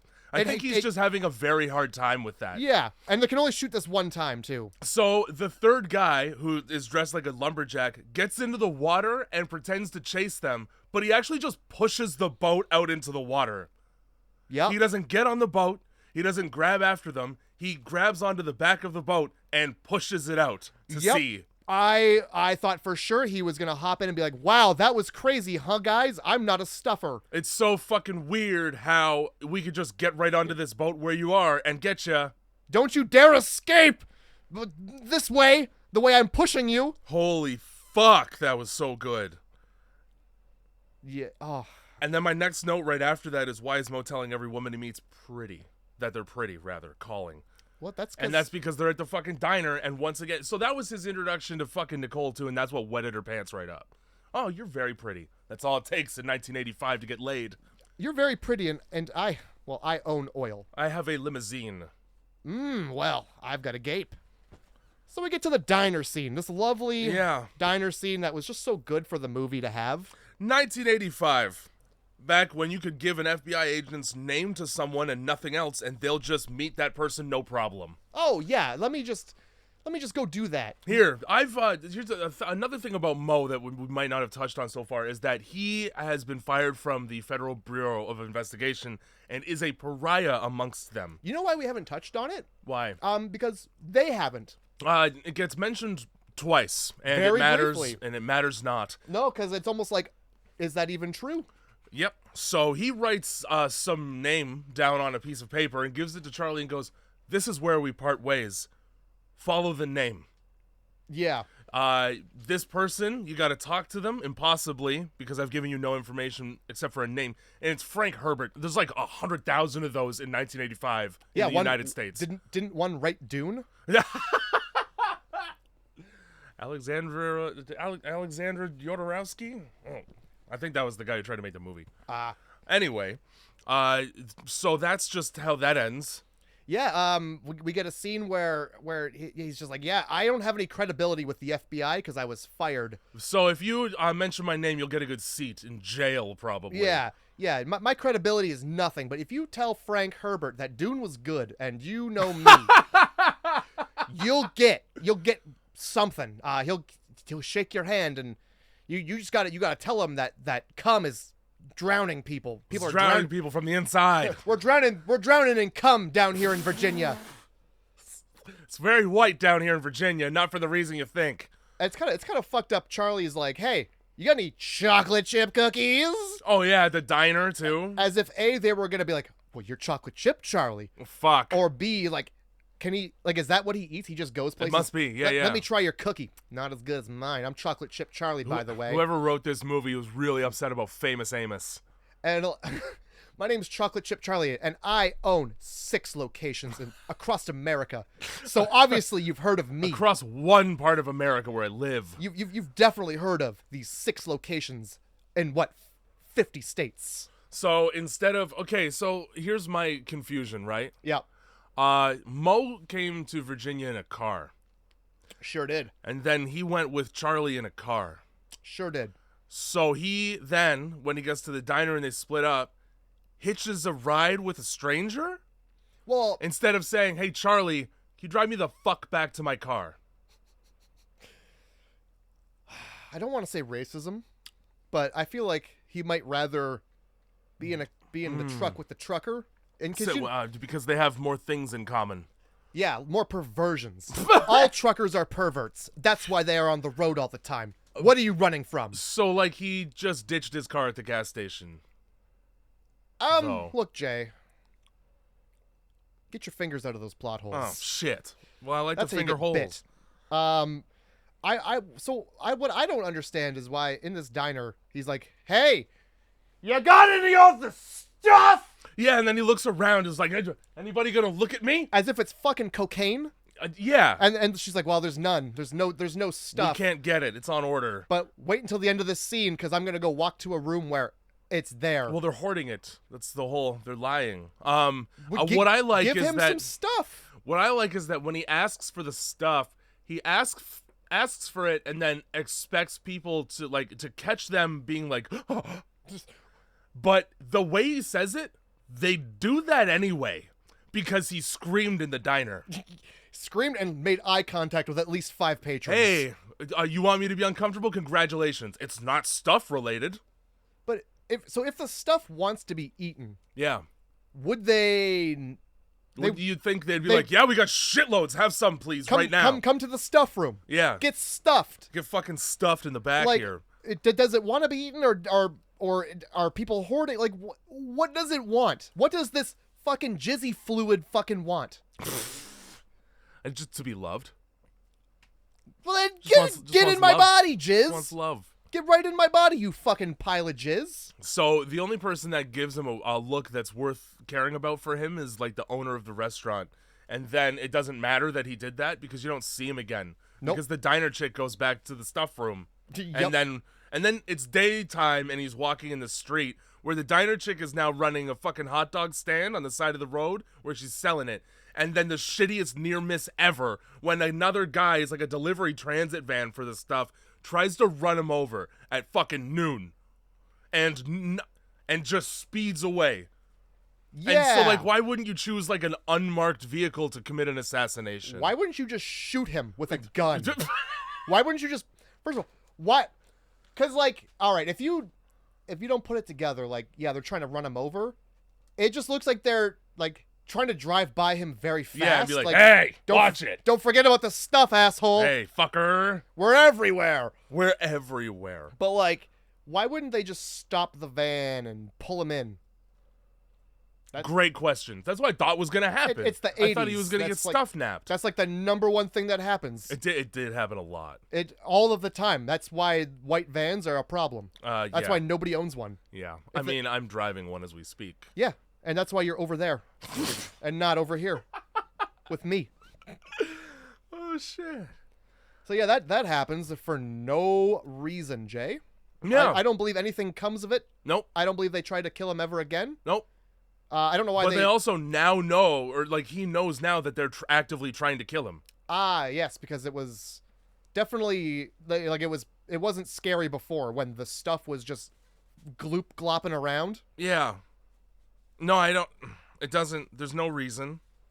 Right here, I wrote for someone famous enough to have his arrival forewarned, attempts on his life at 12:30 p.m., and money thrown at him by anyone with a bank account most certainly blends him possibly into groups of people who should recognize him constantly. Mm-hmm. Because it's just him going into places all the time, places he shouldn't be, and he goes, I should be here. And everybody's like, yeah, I guess. Hi, my name's Mo, and I want to have more. Please. Give that to me. And then also I wrote, if I were to tell you I could follow this nightmare, I would go to hell when I died for telling a mortal sin-level lie. This is what I wrote. Cut to Nicole being told by Mo that she ruined a town. Is that what I wrote? I just wrote that. All right. I don't know what I'm referencing. I don't know what you're referencing. What happens after he almost gets killed by a transit van? This is the kind of this, and also like this is why the movie sucks too. I just watched it this morning. I don't remember half of it. All right, let's see here. We've got stuff van mobilized, almost hits him. Spy asks distributor if he's in a meeting with the distributor, and he's like, "Hey, are you on the stuff?" That's as why if it's drugs. And he's like, "No, I'm a diabetic." Basically, he's like, "My doctors would never let me. couldn't possibly have it." He's like, so he's trying to hire him to do something. Yeah. I don't know what. It doesn't fucking matter. All he's like, do I have to, if I take the job, do I have to eat the stuff? I'd rather leave that to the stuffers. Those dirty fucking stuffers down there on Skid Row. Hey, it's stuffers. Quit hard R-ing stuffers, by the way. That's okay. You're fucking around with my what the hell? What does Stouffer's make?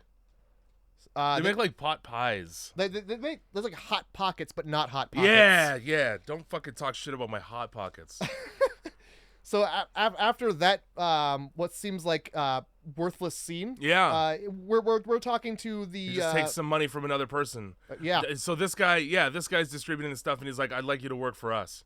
After Mo makes a joke like, "Well, I could just murder you right now." Hey, you want a job? Oh yeah, Sure, for sure. All right, just put some money in. Also, he guessed $25,000. He just guessed it, and he was right. He's I don't know. He's a psychic, I guess. How do people just know this? Woo! Maybe he's been paid. First, he says $25,000 bills. Yeah. Are you an alien? Is this made up times? Is there $1,000 bill? Like, am I just so poor I've never heard of it? Of American currency? I'm just so poor that $1,000 bill I've just never heard of it. Fuck. That's the way to be right there. So rich that they make currency for you. It's fine. Let me reach into my pocket. This is rich people currency. I remembered immediately why I wrote what I did about Nicole and Mo, and it's because this Nicole bitch feels responsible for spreading this, because she's the one who ran the advertising agency that made it popular, and she's trying to cry, but really what she's doing is wiping her dry eyes too much, because there's not a tear in sight. She's gonna really rub those things raw. And Mo basically is just like, yeah, I mean, you fucked it up. Yeah, he did. Not only that, but Mo's like, hey, listen, I actually don't have millions of dollars, and I'm just a fucking schlumpy guy. Oh, yeah, here's the truth of everything, and also I've maybe killed people. Just so you know, I'm a liar, and I'm lying, and I've lied to you this entire time, but you know what I'm not lying about? Is jizz killing people. Yeah. Fucking takes forever for anybody to mention that they've seen it explode volcanically out of people's mouths. He doesn't say that straight to Nicole forever. He doesn't say that he punched a man's face off of his body. That I would be walking into the diner the next scene being like, I just caved a guy's fucking face in. All right? He was full of stuff. Now, you guys are eating the stuff. You need to be drinking milk. Because your bones, guys. Your bones shouldn't do that. You're fucking I took him apart like a spider web. It was not hard at all. You really shouldn't die after one punch like that. That's bad. It's bad to happen. Fucking Nicole acts like a sack of shit. That was because of the fact that she can't cry on command. And then they go back to the lab where Mo starts his fucking line too early during the dialogue. So they do that thing where she gets interrupted in the script in the middle of her sentence, but she doesn't continue her sentence because nothing else was written and she can't improvise. So when they're talking about having proof, And he's like, I don't have any proof, but he says it way too fucking early. So she just stops mid-sentence and waits for him to pick it up. And they just left that in the film. They just left it right in the movie. Oops. Oops, indeed. There's a couple like that, and I noticed every single one of them. I'm really happy that they, like, I know it probably exists, but the scene where Mo has to just, like, tell her everything. Yeah. Thanks for not including that. Thank you. Yeah. Thanks for not including that. I don't want the extrapolation. We didn't need it. Didn't need it because guess what? I've been here the entire ride. I watched it with my eyes. I think I probably picked it up before fucking Mo did, to be honest with you. Yeah, it wasn't hard. I hit play on the goddamn film. I read the goddamn synopsis. I saw the first scene of the film where somebody ate dirt and it was white. I watched a man dip his fingers in what could have been white dog shit. Yeah, I knew right then it was going to be bad for him. Haven't seen white dog shit in a very long time. Have No, you? When was the last time you saw a nice white dog shit? I saw a bear, for sure. It's either a bear or a fucking Great Dane with a massive problem because the size. Of the feces or Yes, the animal? Okay. The feces. I'm pretty sure I've seen... I saw wolf feces recently based Right on on. the amount of fur in it. Yeah, oh, probably. There's a lot of preening to be done there when you're a wolf. Mo then immediately fucks up his line about how we have to go to the factory, and he picks it up halfway through the line, and they just left both in anyway. You know what? You know what's really odd? So, you hire me. Yeah. My job now is to figure out what's in this glop. Yeah. I'm going to go to the factory first. That's probably where you should start. You know where, instead of talking to white men about their fucking white men jobs. Corporate white businessmen? You know what I'm going to do? I'm going to go to the place where it comes from. Yeah. And I'm going to take the tour.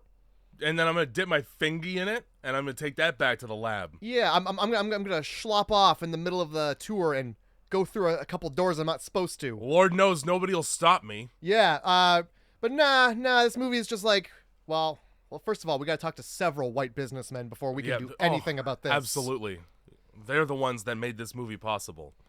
Shitty 80s commercial for the stuff where it's an unregulated basketball game because people are dancing instead of playing defense. Fuck, I hate that. This is where we join Jason. Yeah. At home. Did you forget about Jason? I did. Yep. I forgot all about that little shithead. His presence in the movie really doesn't do anything at all because his continuing to be in the movie is by pure chance later. It sure is. He could have not been in the movie and it would have changed nothing. It would have changed absolutely nothing other than... It probably would have made it better. It certainly would have made it quicker. It would have probably shaved 5 to 10 minutes off this. Yeah. So now Jason's family is dick deep in the stuff. It's all they eat.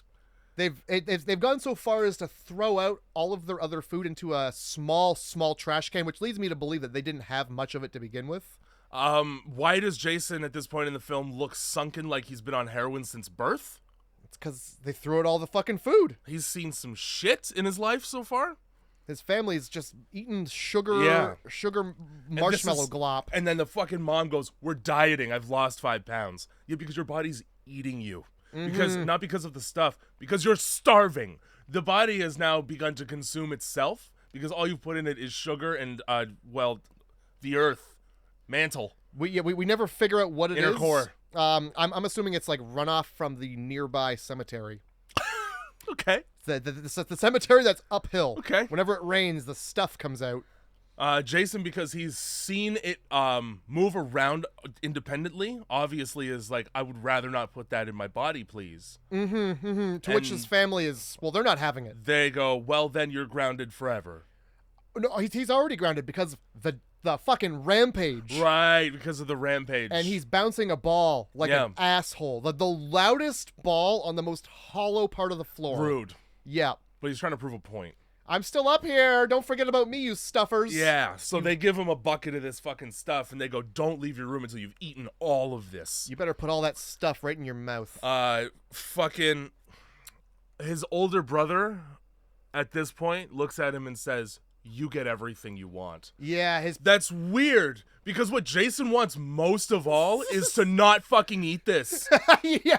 He wants to eat this, the least of everything on earth that he wants. His greatest desire is to not have the white fluid in his body. So badly that he goes, you know what would be better? Shaving cream. I'm gonna put this shit in the toilet. It's gonna try to escape like an alligator, as per legend, and then I'm gonna replace it with shaving cream and eat enough to poison myself. Oh my god! In front of everyone. Yeah, so I thought he was gonna poison his fucking family. So did That I. would have been better. You know what would have been? Here, you want to try this fucking stuff? It's so delicious. Please try it. Yeah, so my guess is like he wants them to see him eating it. Yeah. But he's eating shaving cream, so the I don't know how he keeps like a straight face when shaving cream is gonna be disgusting. No, that tastes like fucking isopropyl alcohol, probably. And like Barbicide. The stuff is supposed to be so good. Just grab a fucking vanilla pudding out of the trash bin that's still there full of food. How about just bring down an empty container 20 minutes later and be like, I ate it, guys. That was so good, the way I ate that with my mouth. Yeah, yum, guys, yum, yum, yum. I'm stuffed. And they would have had that reaction, and they all would have been like, great. Yeah, you are. And then that's Nah. the end of the commercial. He comes down, and it's dinner time. What's for dinner? A great big bowl of stuff. Fuck yeah. It's like, you know, the Christmas shitty Jello fucking and whipped cream fucking. Is that ambrosia? Is that what ambrosia is? Yeah. I think? That shit sucks. It does suck. God. It's like he like walks in and dinner's just a bowl of mashed potatoes. Yeah. We fucking I would love prefer that. We love taters in this house because we're slow. So the taters really. Taters and grilled cheese in this house. We're slow, and so are the taters, so we can catch them.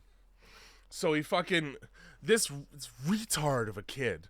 His entire strategy here is to come down and pretend he likes it enough that they stop paying attention to him so he could run out the front door. Mm-hmm. So what he does is put the fucking tub of stuff right down on the table. Take it with you, idiot. Yeah. Because then his dad tries it and goes, well, this tastes like poison. It's Wow. weird. Okay. I don't think I need to shave. Are you telling me that this kid didn't eat the stuff? Yeah. The stuff has been sitting in the fridge untouched by this kid. Mm-hmm. This dessert. Yep. Well, it moved. Well, yeah, but it didn't move right away, right? Like, it's been in the fridge all day. How the fuck is a child not eating a dessert? Well, they just have so much of it. There's always some. I don't know. How's that? Well, yeah, eventually, but like at the start of the movie, Did you like, see the garbage bag full of stuff? They had to re-up. well, yeah, that's later in the film, but at the start of the movie, like, how is this kid not just faking a spoonful of the dessert in the fridge? Oh, because he opens the fridge and it's moving right then. But it's been in the fridge all day. Oh, I see what you're saying. Like, how yeah, are you not just? It should have been eaten already. He Yeah. knew it was there as a midnight snack for him. Oh yeah, like okay. Like I put a fucking ice cream in the fridge and I'm having spoonfuls all day. I know it's there. I'm going for it. I don't care. That's fair. Okay, yeah. No, what the fuck? Maybe he just didn't go on that grocery trip. Maybe this kid. Maybe this movie sucks dick. Maybe this is one of those like fucking weird kids who doesn't like treats. Doesn't like to Yeah. have sweet things in his mouth. Basically, me. Can't have as a sweet child. treats in his mouth. I was salty. I was a very salty child. Disgusting. Didn't like candy all that much. So here's a question You for make you. me fucking sick. And we're gonna go through this together as a Okay. family. Okay. All right. So now, the only reason, okay, for Jason to have come downstairs, lie to his family about having eaten the stuff, was so that he could run out the front door, so that they could see him do that and chase him in a scene that is supposed to be tense but isn't. Because if those things didn't happen in that order in that way, and he had just gone out the fucking window from upstairs, he'd be gone.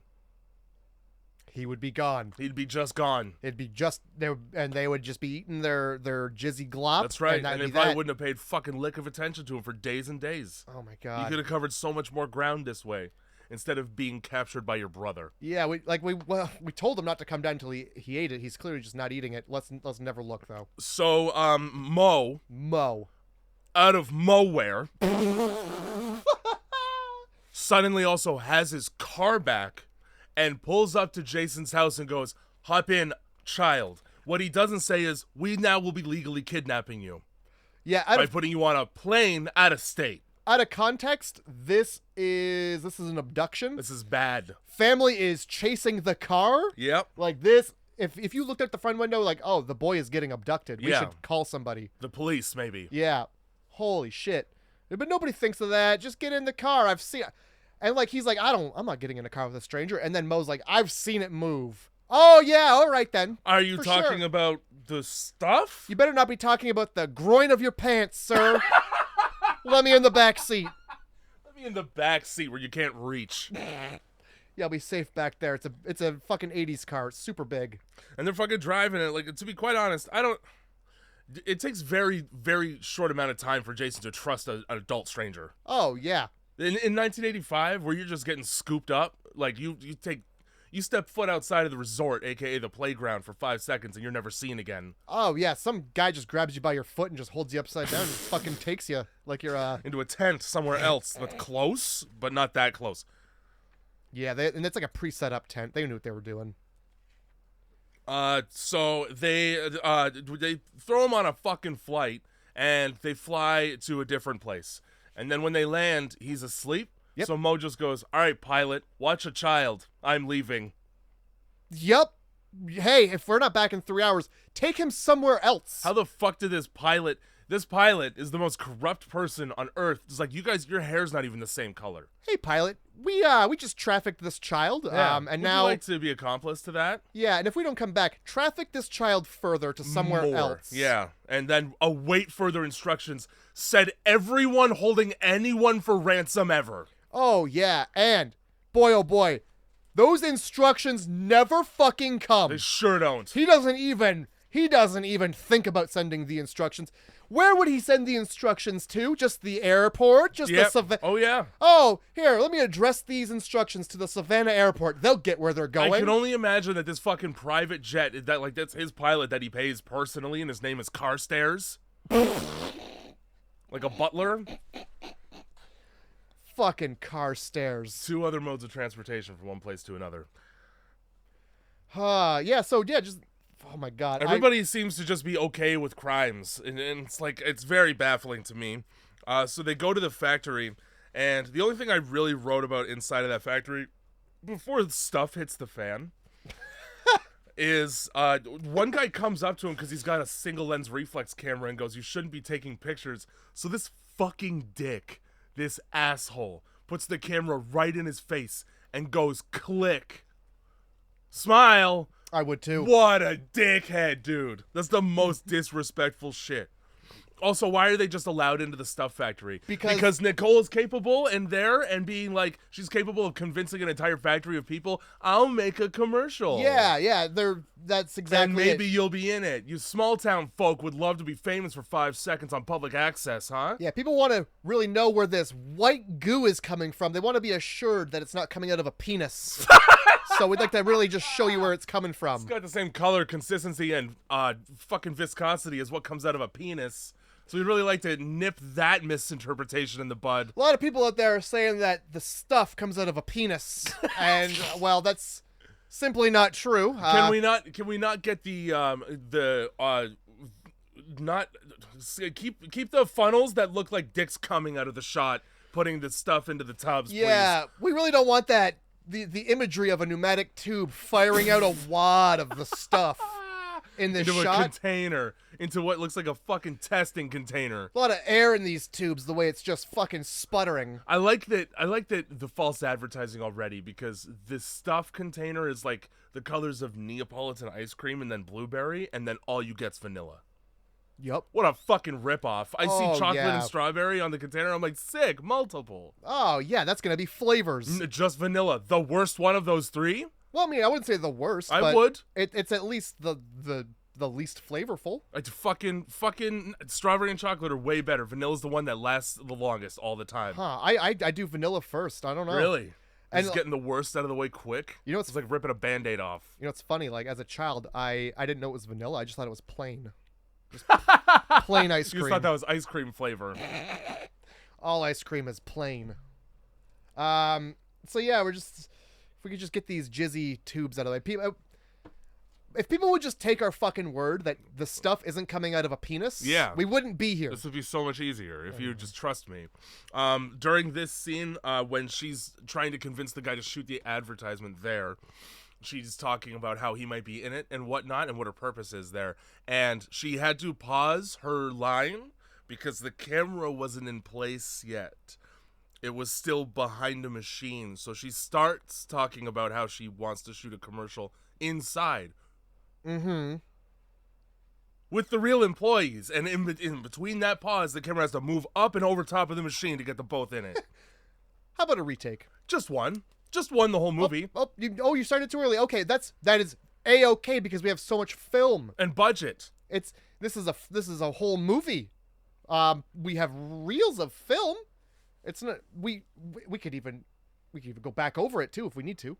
And then out comes the fucking director and he's just like, no, one. Beautiful take. I loved the way it was fucked up. So real. Almost as if this movie sucks. Fuck.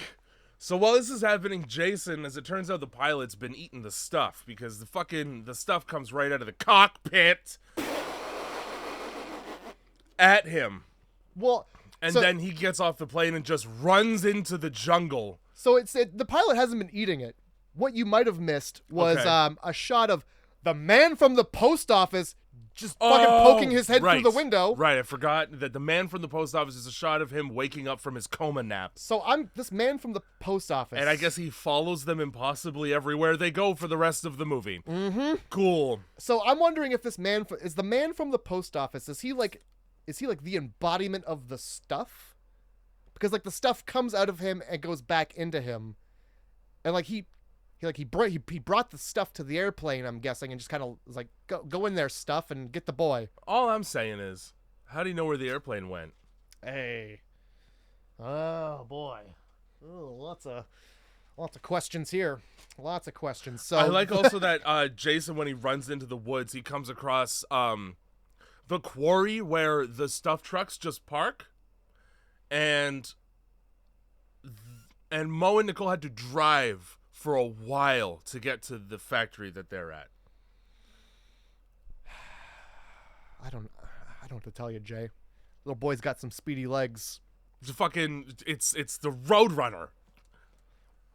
Well, here's my question: how did the boy get away from the stuff? It was coming out of one door and he went out another in the airplane that has one door. He climbed into a hatch and then he climbed out of a compartment in the bottom of the plane. He went through the cargo hold. He was just up in the mechanics of the vehicle. Dicking around, sabotaging it, pulling wires like a rat. Anytime somebody gets the stuff on them, like it just like it's like a bag of Play-Doh on their face. Yes. And they just roll around as if it's like a face hugger or something. I wrote plumber's putty, but it's the same. Yeah. It's like a face hugger, but for jizz. That's right. That's pretty much what this movie seems like. A face tugger. First it latches onto one head, and then it moves to the other. Then it migrates. So the best scene in this entire movie, right? The best, sequence, I guess, because it's more than one, is Jason getting to these stuff trucks, climbing a ladder 20 feet away from 3 workers in a red shirt in broad daylight, standing on top of the truck as they walk past it at a distance of like you to me right now, and nobody sees that. Then he gets down and he hugs the ladder on top like he's trying to hide. Oh, from the other 2 workers on the platform right above the trucks that could see a boy in a red shirt if they looked? There's 800 people milling about these trucks and none of them see the child there. Yeah, he's cloaked. He's not even hiding, dude. You think he's got that fucking Harry Potter invisibility cloak on or some shit. Yeah, he might as well be like talking out loud to them. That's right. Hey, workers, hello. Hey, I am here. It's okay, though. Don't look up here. Don't you dare look. I'm not a boy. I'm just metal. I'm a metal part of the truck. Holy fuck, dude. There sure are, you bring up a great point. All the workers walking around. Sure are a lot of workers for a mine that is closed. Yeah. A quarry that has a sign that says, no more quarry. I can't help but notice that on the side of these trucks, there's a big The Stuff logo. Interesting. Why? It's weird. Why are all these trucks for the stuff going to where rocks are? How come these hoses are so long? Then he gets inside one to hide. Gets inside the tanker portion of a truck that is used to transport liquids that you fill the tanker with. Now, I'm not an ATR trucker. I don't have my AZ license. Oh, you don't know air brakes? I do know, however, what a milk truck looks like Yes. on the highway, and I know for a fact that it's routinely full of milk. Yeah, you I'm know not how they trying do to that. die like a Limp Bizkit video, so I'm not getting in there. And then somebody closes the hatch right away. Oh, yeah. Immediately. What's this, an open hatch? Why is That this shouldn't fucking be. hatch open? I should close that. You know why we gotta close the hatch? Because bugs will get in there, and then there'll be bugs in the stuff. Yeah. And heaven forbid bugs get in the stuff. We're pulling it out of the ground. Yeah, where the bugs are. Famously. Famously. So now we have a continental restaurant commercial in the hotel that Mo and Nicole are staying in, where he makes some fucking comment to the owner about how we want adjoining rooms because she's like wet or some shit. I don't know. I wasn't paying attention Great at reasoning. that point.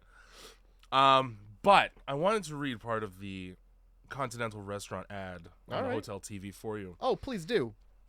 Because it's very much about you remember the Where's the Beef woman? Oh, yeah, she definitely, they pull a Where's the Beef. So not only do they pull a Where's the Beef, it's the same woman. Amazing. I'm And happy. the point of the commercial is that they're describing continental restaurant food for only the most discriminating clientele. Here's my problem. Everybody in this shot is white. Who are they discriminating against? So it sounds like it's meant to be high class, but it kind of just sounds like we only give food to the KKK. Well, I mean, the KKK or They certainly do discriminate a lot. Oh, yeah. We make our food for only the racist of people. We only make food for people who disappear in a snowstorm. Then that's just the way it is. So We make food for people who like to dress as ghosts all year round. we have different bathrooms for different folks. But they did get the Where's the Beef woman to come in and say, where's the stuff? Yeah, because here's this fucking 5-course meal restaurant, real nice. Where's the glop though? I want that jizzy glop. Yeah, I couldn't help but notice that my steak didn't come with goo on the side. Yeah, where's the fucking jizzy cum? Where's the seminal fluid I demand? All of the words you said you wouldn't say, you just said in succession. One right after the other, like the fastest sequels. Where's the jizzy con carne? There's the Kame Asada. Oh, I'm glad. Honestly, I didn't realize that Where's the Beef was that old. I thought that was like a 90s thing. Where's the Pico de Guys blow? Oh, God. God bless the Where's the Beef woman. She's probably dead. She probably is. Probably found out where the beef was and died from it. She died in a field, in a farmer's field. Kicked by a fucking cow. Found it. Those are her last words. Oh, the beef ball! The beef! Oh, shit. And then, the stuff gets in their hotel room and just attacks Mo's face. Yeah. And sure does. Attacking Mo's face is it's just putting white Play-Doh on your face and writhing around on the ground until Nicole comes over and sets your face on fire. She sets his entire face on fire. With bourbon and a candle, I believe. Something like that. I'll tell you what, she also immediately sets the floor on fire. Yeah, she sets a lot more than just the stuff on fire in the hotel room. Now, my question is, how? Great question. How did the fire spread that fast? Seemingly, she spilled that bourbon all over the place because she's a shaky drunk. What were you doing with bourbon anyway? You're on the job. You're on the job, you're going to be pregnant in an hour. Yeah, you guys already discussed fucking. Thank you for not fucking on camera. This is an 80s movie and it would have happened. So the hotel owner comes in through a window or something and then he gets stuffed. But this is what I mean. Are you taking over the bodies of people or are you consuming them like the Blob? because all that happens to him is they set the whole stuff on fire while he's being attacked by it, and then he just disappears from the scene. You never see him again. But you do hear, I've seen what happens when people are consumed by the stuff. Sure. Show us. Yeah. Show us. What happens? Is the stuff eating people, and then are people eating the stuff? Like, what's happening? But Great. yeah, so we get Nightmare on Elm Street. We get Also- we get Johnny Depp in Nightmare on Elm Street here. Yeah, we do. The way that he crawls up the fucking wall and he gets slid around, and then you just see the fucking goo running into the corner of just acting like a liquid in a brick that's being as it turned does. around. That's Yep. right. It starts to gravity starts to take hold of it, even though it's like on the bed. Like it's not even rolling up the wall. It's just in the dead center of the room. Yeah. Falling. It's falling. Yeah. Oh yeah. Yeah. I glossed over while they're laying in bed together. Nicole cracks her neck like a fucking UFC fighter. Does she? Yeah, she's like half asleep and she just wakes up and fucking and then just lays right back down and fucking Mo doesn't bat an eyelash at that. And then I immediately realized why your neck hurts so bad. First of all, head. But then also when Mo and Nicole are driving away later on, he brakes like his foot's made of tungsten. He brakes so heavy you'd think there was a child in the road. It's like no fucking wonder. No wonder her neck hurts. Certainly, and like the pillow full of goo probably didn't help. Also, like, where the guy, again, like the whole hotel's on fire, so you just committed arson. Whoops. And you've committed murder as well. You've killed a man. Well, it wasn't that great of a hotel to begin with. There's goo. It's laden with goo. And like, so the stuff people are like, yeah, we've fucking got these accommodations for you. It's the motel. Why are you trusting these people? Wouldn't. What? Of course it's filled with the goo. They want you to die. They love the goo the most out of anyone. Yeah, so if they're trying to share the goo with everybody. Yep. Fucking, I don't. Why? Also, Why? I don't trust any, if you're a traveler person's motel recommendation. If they pronounce it with an M, I'm good. I'll find a hotel, with a shower that works. When I go to leave my room, if I'm stepping directly out into the day, yeah, nah, I need hallways. I need hallways and like less visual access into where people sleep when you're here. You could just look in and see a bedroom. That's horrifying. Yeah, I certainly don't need people outside looking in. The only H in motel is for heroin. The only H in hotel is safety. Safety. It's a silent H. Fucking. And we're cutting back to Jason, and now he's inside the truck, and the truck is going to the factory. So you go, as a viewer, okay, they're going to run into each other at the factory, despite the fact that they're going by pure coincidence to the same place at the same time. They sure are. There's no way that this would happen as perfectly as this, but it is, because movie. Cool. Yeah, I think, honestly, I don't even know how they end up at this place. I think they just go, well, we've got to go to the place. Yeah. Oh, they're trying to blow the lid off. We're going to the place now. Okay, all right, that sounds like a plan to me. Let's go at night, even though we were already allowed access during the day. Yeah, let's sneak in. That's his whole thing, is he sneaks in and he wants to blow the shit up. He wants to dismantle the factory in order to, cut it off at its fucking legs, or whatever that phrase is that I hate. Sure. So he just has C4 putty, just has it. Well, he just has some of it. He's a spy, Jay. Of course he's got gadgets. And so he Tom Cruises his way up a cliff, and nobody can see him putting C4 in this flood lit area all over the walls of this stone quarry where they're getting the stuff from. Yeah, they're like just on top of this cliff looking down at. Okay, so are there monsters in it? Is it just pulsating? It's a picture, again, like a sulfur pit at a geyser. Because, it's thicker than water, but when it bubbles, it creates little brief towers. Okay, because what it looks like is when they're like... It's magma. It's coming out of the center of the earth. Sure, because it's just things going up and down. Yeah, it really looks like it's trying to play an organ. It looks exactly like that. It looks like in Lord of the Rings when they're pulling like orcs out of the mud. Yes, that's right. That's what it looks like. You expect to like pull that goo off and it's a gross face. Yeah, but they don't show that. They just show things going up and down, and Yeah. like they're things. Like a wipeout obstacle course. Like a wipeout obstacle course. The other reason why they're doing this is because Mo has unilaterally decided that the only way anybody's ever going to believe him about the stuff is if he hijacks a truck full of it. How about just get a sample? How about go to the store? It grows and Go to the fucking store. It's everywhere. They even throw away a line in here where they're like, so they just suck it right out of the ground. How they don't do anything with it? Nah, they don't do a thing. From the ground to the store. Farm to table. They don't process it or refine it. They just suck it out of the dirty earth, rocks and all. Fuck yeah. And then we eat it like fat pigs. You put it right in you, and it's so good. Yes, I am sorry that my nose is so big that you can put the allegory of consumerism right on it. Thanks, guys. Just the subtlety and metaphor of film is what I really enjoy. You can communicate a lot visually that you wouldn't have to verbally. We're not gonna do that. No, we're gonna hang it at the cum swamp. Yeah. Which is what I wrote and underlined. The swamp. Oh, the cump. The bog. We can just say that.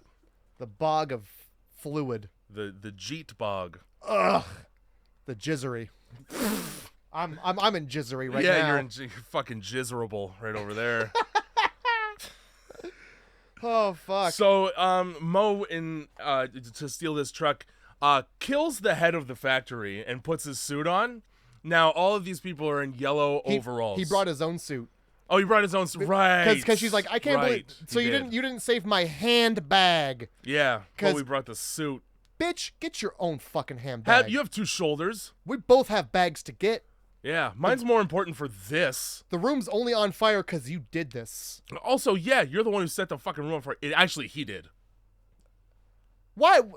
He goes, I'm going to burn the shit out of it or something like that. Who got the idea that this stuff needed to be set on fire to begin with? Like I think it was a fluke because his face was fine afterward. Oh, and he's like, yeah. oh, fireworks? It pisses it right off? Let's just torch the hotel. Yeah, because, Jay, if I saw you with something attacking you know what I'm going to do? Is fucking set my face on fire. Oh, yeah, this is going to solve the problem and cause a whole new one for you. Yeah, perfect. There you go. We'll get the gloop off, but also your skin and eyes and lips. Well, it will distract me. Yeah. The pain will distract me from the goo. Yeah, your nose is not going to be there anymore, but you're going to have two fucking cool holes to breathe through. Oh, man, I sure am glad you got the goo off. You know how I talk forever because I have no lips. Exactly. The Red Skull from Captain America. That's all I'll say. Hugo Weaving. So while they're doing they're consulting each other on this plan up on the cliff, and she goes, "Man, you look good in that suit," and is visibly turned on by yellow coveralls that my grandfather would wear to mow the lawn, and you can tell because she bites her fucking lip. If you're wondering if there's time to suck it right now, there isn't. Nah, it's urgent. I've got to.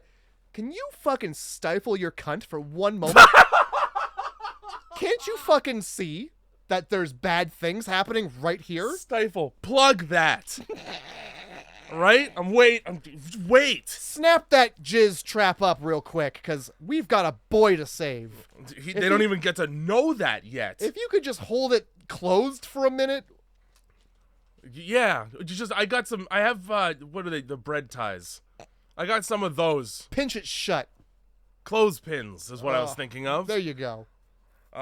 So he goes down there with the C4. He sneaks his way all the way past the one guy who'd recognize him 100%. You think you'd avoid that guy. Yeah, no. Instead of walk right by him and make eye contact. Yeah, the dude follows him. He's like, wait a minute. He's also one of 2 employees total here who doesn't have a hat on, which sets you out as well. Oh, yeah, there you go. So he fucking just... I'm happy he didn't take the foreman's hat when he punched him to death. Yeah, that would have been inappropriate. But he also rested it on the front of the truck, which is like, hey, that's his hat. Where's he? Oh, his head's caved in. Oh, okay. So he can't wear it anymore. Mm-hmm. Right. While he's dicking around trying to steal this truck, figuring out which truck to steal, they start filling one of them full of stuff, and that's the Jason truck. So just coincidentally, by pure fluke, he's right beside it and can hear through the stainless steel that there's a child screaming. Yeah, the child is like, he's yelling at the goo to do something as if it's gonna help him when it's famously not done that this entire the film. opposite. Yeah. Yeah, please do something, goo. Well, I'm just gonna get in your body and turn you into it. Yeah, for sure. Or I might just eat you, depending on how I'm feeling today. Yeah, it really depends on who wrote this page of the script. Yeah. Because it seems like one person wants one thing and somebody doesn't fucking understand what this movie's about. Somebody's just there getting paid, I think. One of them's a janitor. Here, okay, you write this one. Wow, we gotta really wrap this fucking script up. I don't know. The boy's in a truck and they just find him. Yeah. All right. Nicole, go back to my car. All right, so that's the truck that Mo decides he's gonna steal instead of just going up and opening the hatch like you could do because all of these employees are blind as bats. Oh, yeah. I think there's something about the stuff that just makes you unable to see, period. Well, you're so concerned with the stuff that you don't see the out-of-place child. Anything else. How's that? You don't see the child dangling from your truck right in front of your face. Yeah. So he punches 2 men to death to get this truck out, and that's all it takes is 2 people. This whole quarry is just like, well, he can have it, I guess. Hey! I don't want to get punched in the face so hard that I die. That's our truck, man. Oh, jeez. I guess we just have all these other trucks then. I really like when they pull the hose out to fill the truck with the stuff. The fucking dude shoves that hose right into the fucking lens of the camera. Here's your fucking hose, you viewer. They probably did that because they were like, well, just in case we can make this 3D. I assume what they wanted to do was have it cover the lens and like cut to black so that you could go to the next, but he didn't put it close enough, so he just holds the hose right here. And again, one take forever. Just one. Nobody was looking down the barrel of the lens there to see what it looked like. Close enough. Nicole goes back to the car and the post office guy is there. Because? Just because. Because. I assume he tries to assault her sexually. He definitely grabs her and I think tries to get his he wants to get his stuff in her. He wants to stuff it in. Definitely tries to get his white glaze on her. Yeah. His white cream that he produces. She scratches his eyes out, but you never know that from the movie because it just looks like she spilled ketchup on him.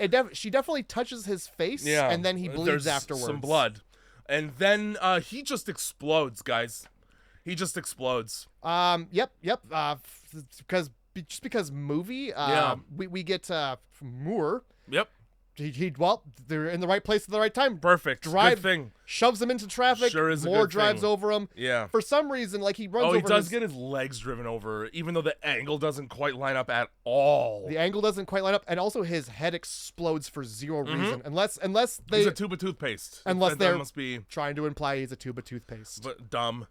Yep. So they all hop in the fucking truck and they're motoring now, but shit, we left the hose out.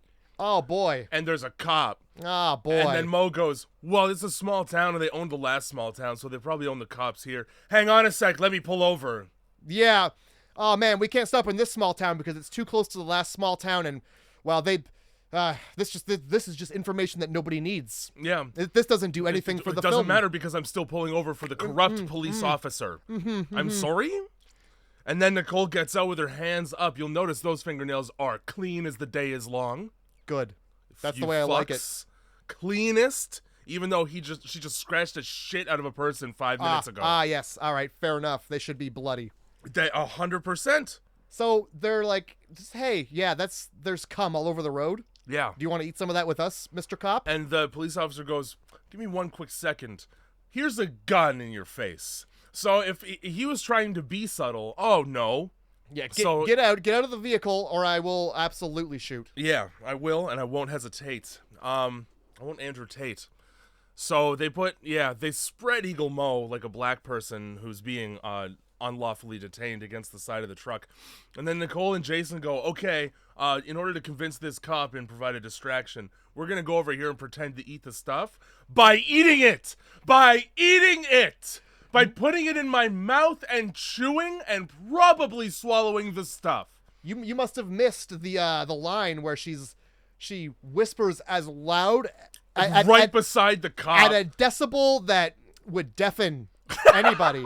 Hey, pretend you're eating it. And then she puts it in her mouth and consumes it. Nothing comes of that. Yeah. Nothing at all comes of that. I had no problem pretending to eat this. By the way, I put it in my mouth after I found it on the road where animals die. After we just ran over a man with these tires and have been driving. Yum.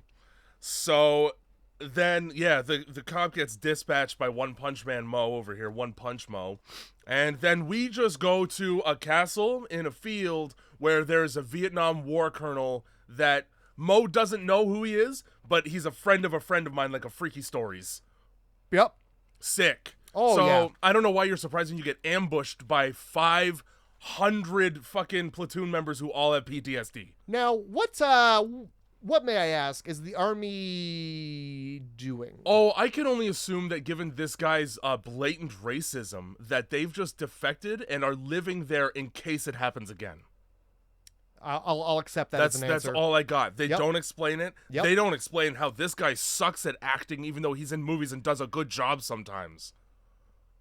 I don't know who we're talking about. The Colonel. Well, Colonel, yeah, I but- just call him Colonel Vietnam. What other movie is he in besides The Stuff? He's in like Goodfellas. I've never as seen it. a dude. As a good fella. It's the scene where he's in prison, but because of his pull, he's just cooking dinner for himself, and it's a whole thing about how use a razor blade to slice the garlic super thin so it melts in the sauce, and that's like an Italian secret. That's this guy, anyway. Okay. Well, how about we just, for a brief moment, talk about when, because, like, yeah, the cop was there. He did dispatch of the cop Yeah. by taking his hand and softly just resting it atop the back of the cop's head. That's all that matters. He just, like, kind of tousled his hair, and the cop was dead. Ah, you scamp. Oh, I'm unconscious now, and oh, you've got me. I'm the cop. Well, he just found the off switch. Every cop has one. Yep. Oh, my God. It's like a cyanide pill. So fuck this racist-ass colonel. Oh, yeah, the colonel that has no reason to trust a stranger, period, who's been disgraced by the FBI, except for the fact that he said the magic word. Commies. Commies is the magic word.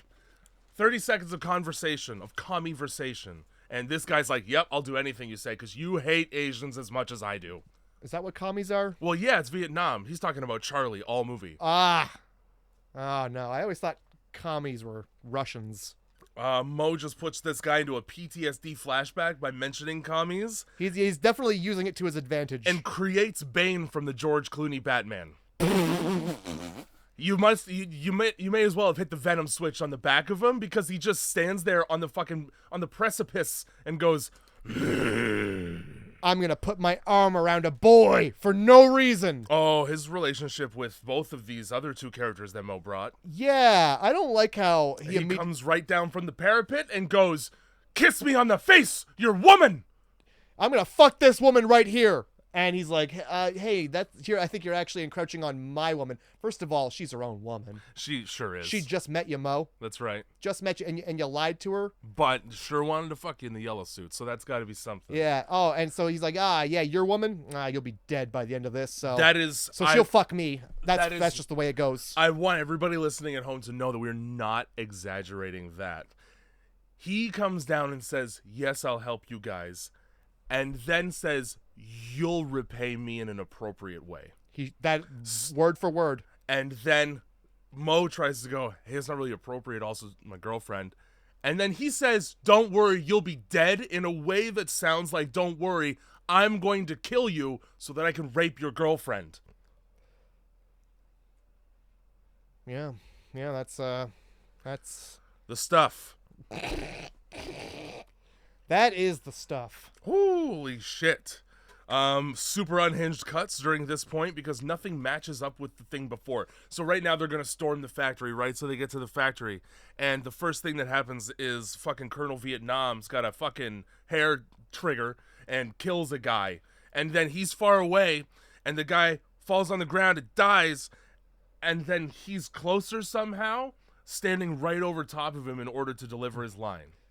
Is this where, so they bring the missing truck back, and the guard is like, oh yeah, I'll give you a cash reward, just come on in. Yeah. And then just shoots the guy in the face. Yeah. And then there's your reward, your eternal reward. great. I'm really happy that he sacrificed himself for this. Right? And Worth so it. Out comes the army, and they probably kill the guard and just walk right into the stuff factory. I don't know how. Like, they have like the most triumphant as fuck music. This is not a firefight. There's like 4 people manning this factory, and we kill them all. There's about 5 minutes of army getting into position footage. Yes. Fuck yes. Just dude. army men running up and down. The boringest part of a firefight? Getting into position. Yep. Yep. That's right. And you got like the dun dun dun dun dun. Oh yeah, here comes Rambo right now. This is every Expendables about to come around the corner in 10 seconds, and then just nothing. Nothing. They round a corner in the factory, and you can hear gunfire. Yes. Gunfire, audible gunfire. There is smoke from the guns they are using.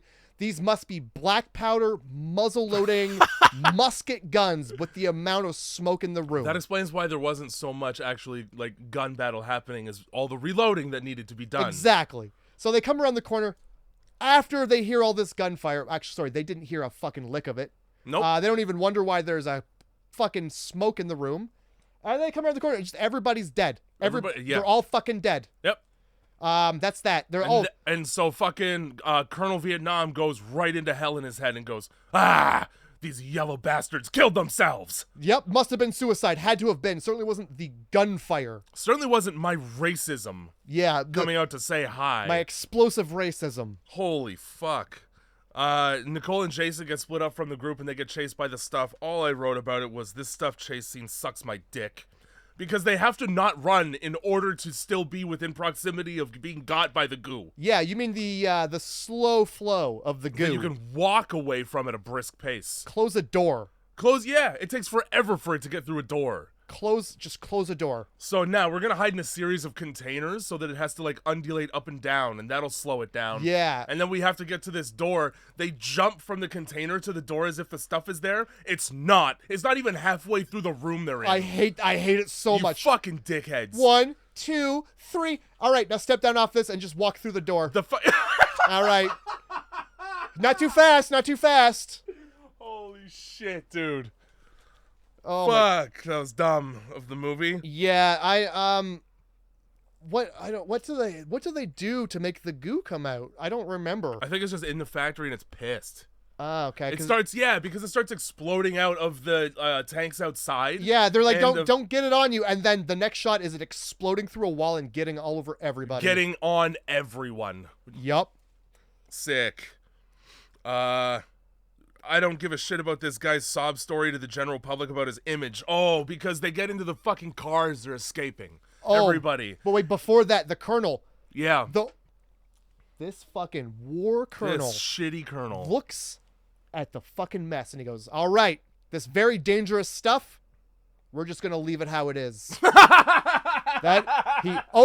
We're going to leave it where it is. That is literally what he Everybody leave now. I own several radio stations and we're just going to go on air. Yeah, we're going to go on air and don't go near this factory we left. Yeah, we just left that shit. You know that stuff you really like? It's just free for the having. Yeah, lots of it too. Because we knocked over some like grain silos full of it. Yeah, don't you touch it. There's so much of it. If you look closely when it's spraying out of one of the silos, it moves one of the trucks there because it's a fucking model. It's a model building. So is when he blows up the quarry. The whole the part where the goo is flowing through the room full of things that they're hiding in is a fucking model superimposed over a real room. The green screen when Jason is in the fucking truck and the goo's coming and he's not at all in the truck. How about the green screen when they're running down a fucking alleyway or a dark corridor and it's like they just leave the green outline around their heads? Fuck yeah, they do.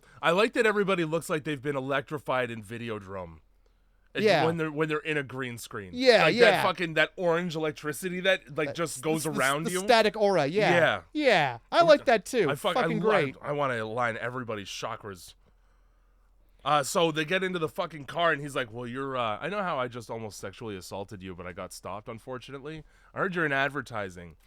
Everybody sort of hates me because of all the atrocities of war I've committed. So I was wondering if maybe you could, like, I don't know, put in a good word Make me famous. Make Yeah. me famous in the United States. Make me famous the same way you made this jizz famous. And then like he just fucking the officer in the back is like pointing the gun absentmindedly right in her fucking face. Yup. So she moves it, and then it cuts to him, and he goes. He doesn't say this, but the face that he makes is like, "Yeah, I got one too." Great acting, great acting from this whole group. Mine's a little bigger. Holy fuck!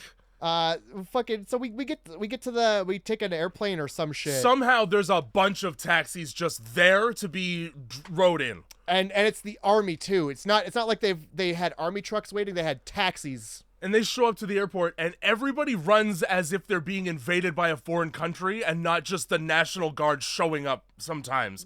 And that fucking shit happens constantly, especially in the 80s. Yeah, they run up like they're going to take the taxis, take the taxis. And then also take the airport and fly those planes. Yeah. Into buildings. I wrote right here, is this a comedy with a gigantic question mark? Because when they get to where they're going, the colonel orders his men to pay the cab drivers and give them a 10% tip. No, sorry. Pay the cab drivers, render a 10% tip, and bring me the receipts. Is this a fucking comedy? Okay, he's gonna write off the radio broadcast, okay? And the whole time there's like this music in the background that's like borderline silly.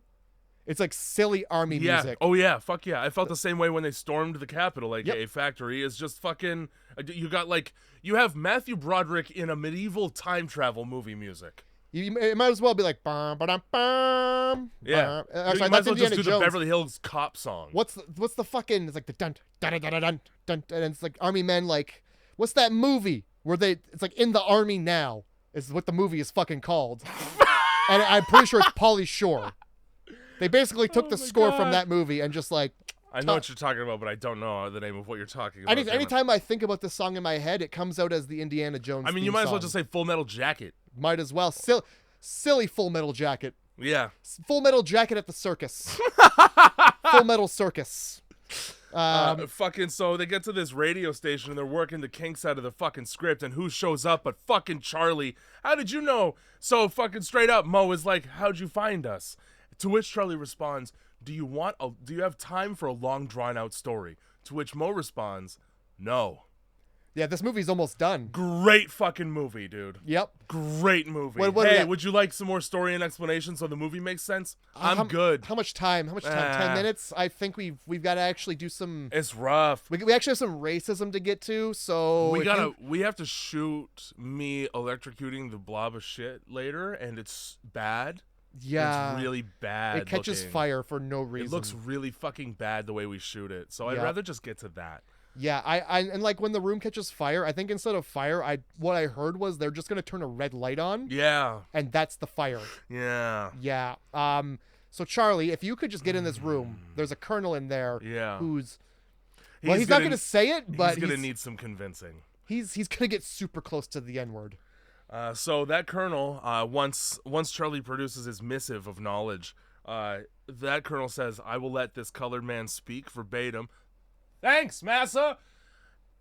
And yep. He's like he walks right in the room. He's like, "Who's this guy?" And he's like, "He's gonna be on the thing." Not in my station, is what he says. Not in my backyard. Not in my station. Fuck. Takes all of that. Yeah. Nor will it happen on my watch. Nor will it happen while I can buy rope at a hardware store. His biggest concern is that this black man is going to be speaking in code to the commies. Yes. I don't think that's his concern. If you say anything about the Communist Party line, and Charlie's like, that's convenient. That's not really your concern, is it? That's your excuse. And he's just like, all right, let me leave this room so I can go get my shit together and shake off this blatant racism. Yes. Let me go recover from being called colored. Yeah. Greens. So then they go into the fucking radio room. It's just him and Nicole, and she would like a little proof that he knows what he's talking about when it comes to the stuff, because he's been gone. He hasn't seen what they've seen. And so he just goes, "That's my secret, Cap," and becomes the stuff.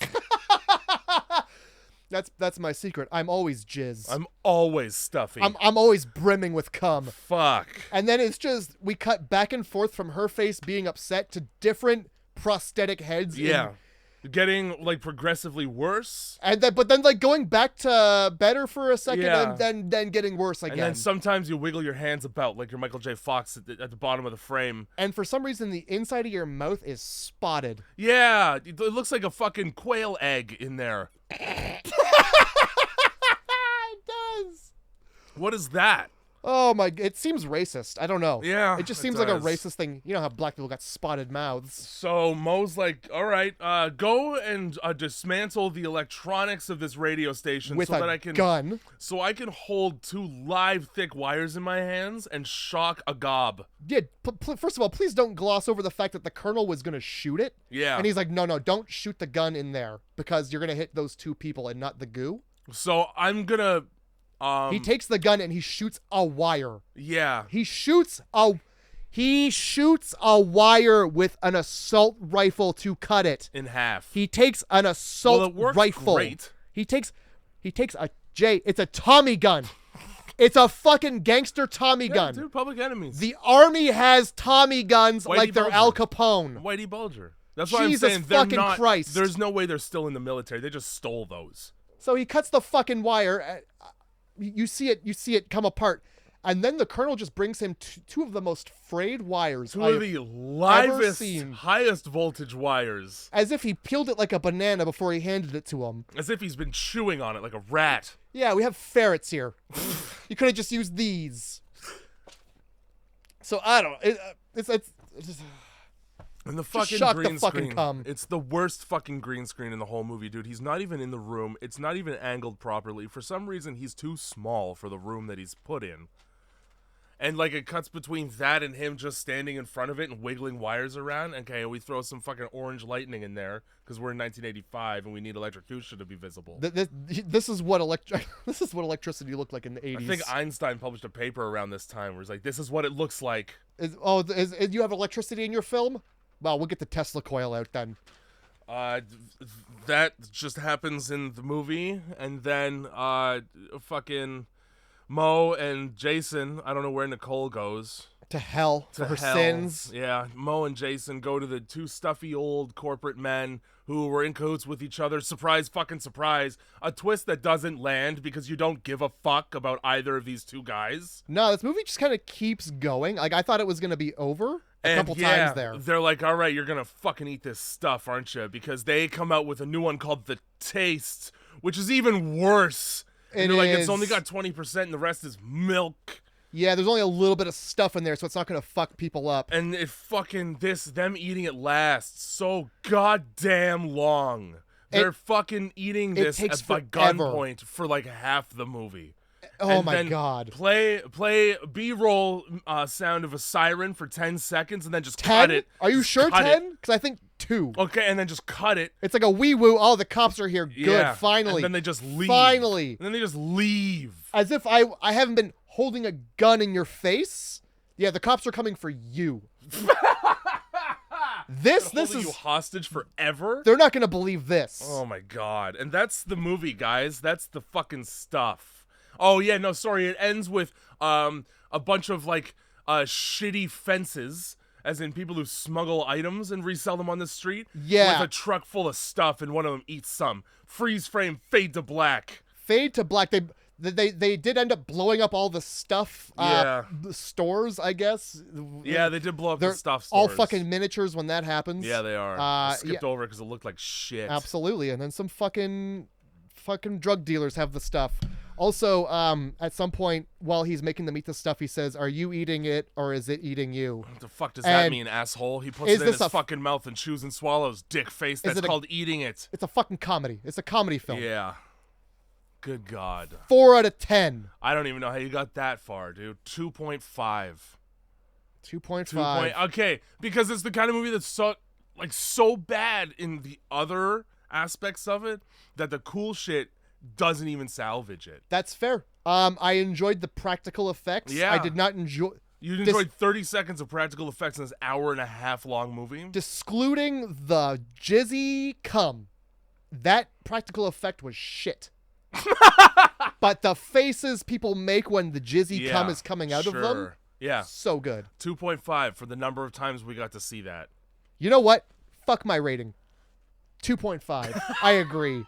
The stuff was shit. I tried to make it better than it was. I tried to have a good laugh with it, but the movie's still garbage. Yeah, fuck me.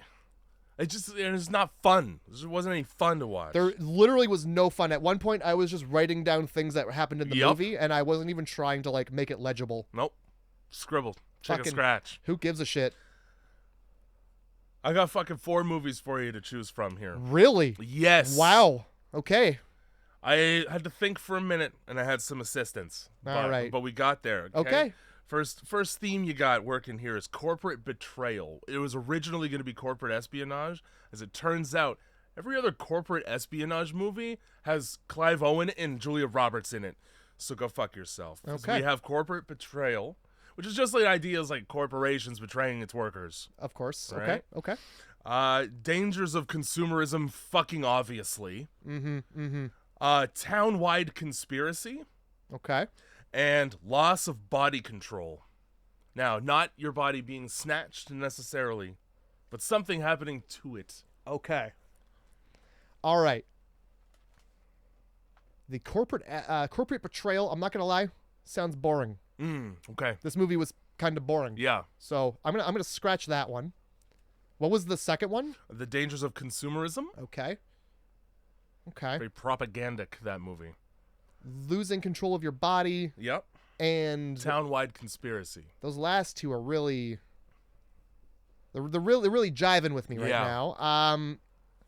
Well, I'm gonna go with loss of control of body because I feel like we're gonna see some funny arms going all over the place. I doubt it. I haven't actually seen this one, but I watched the trailer today. I was hoping for Muppet arms. All right, we're watching From Within. I've never heard of it. It's from like fucking 2009 or something like that. Okay. I think it's about, as far as I know, people who kill themselves after becoming possessed. All right.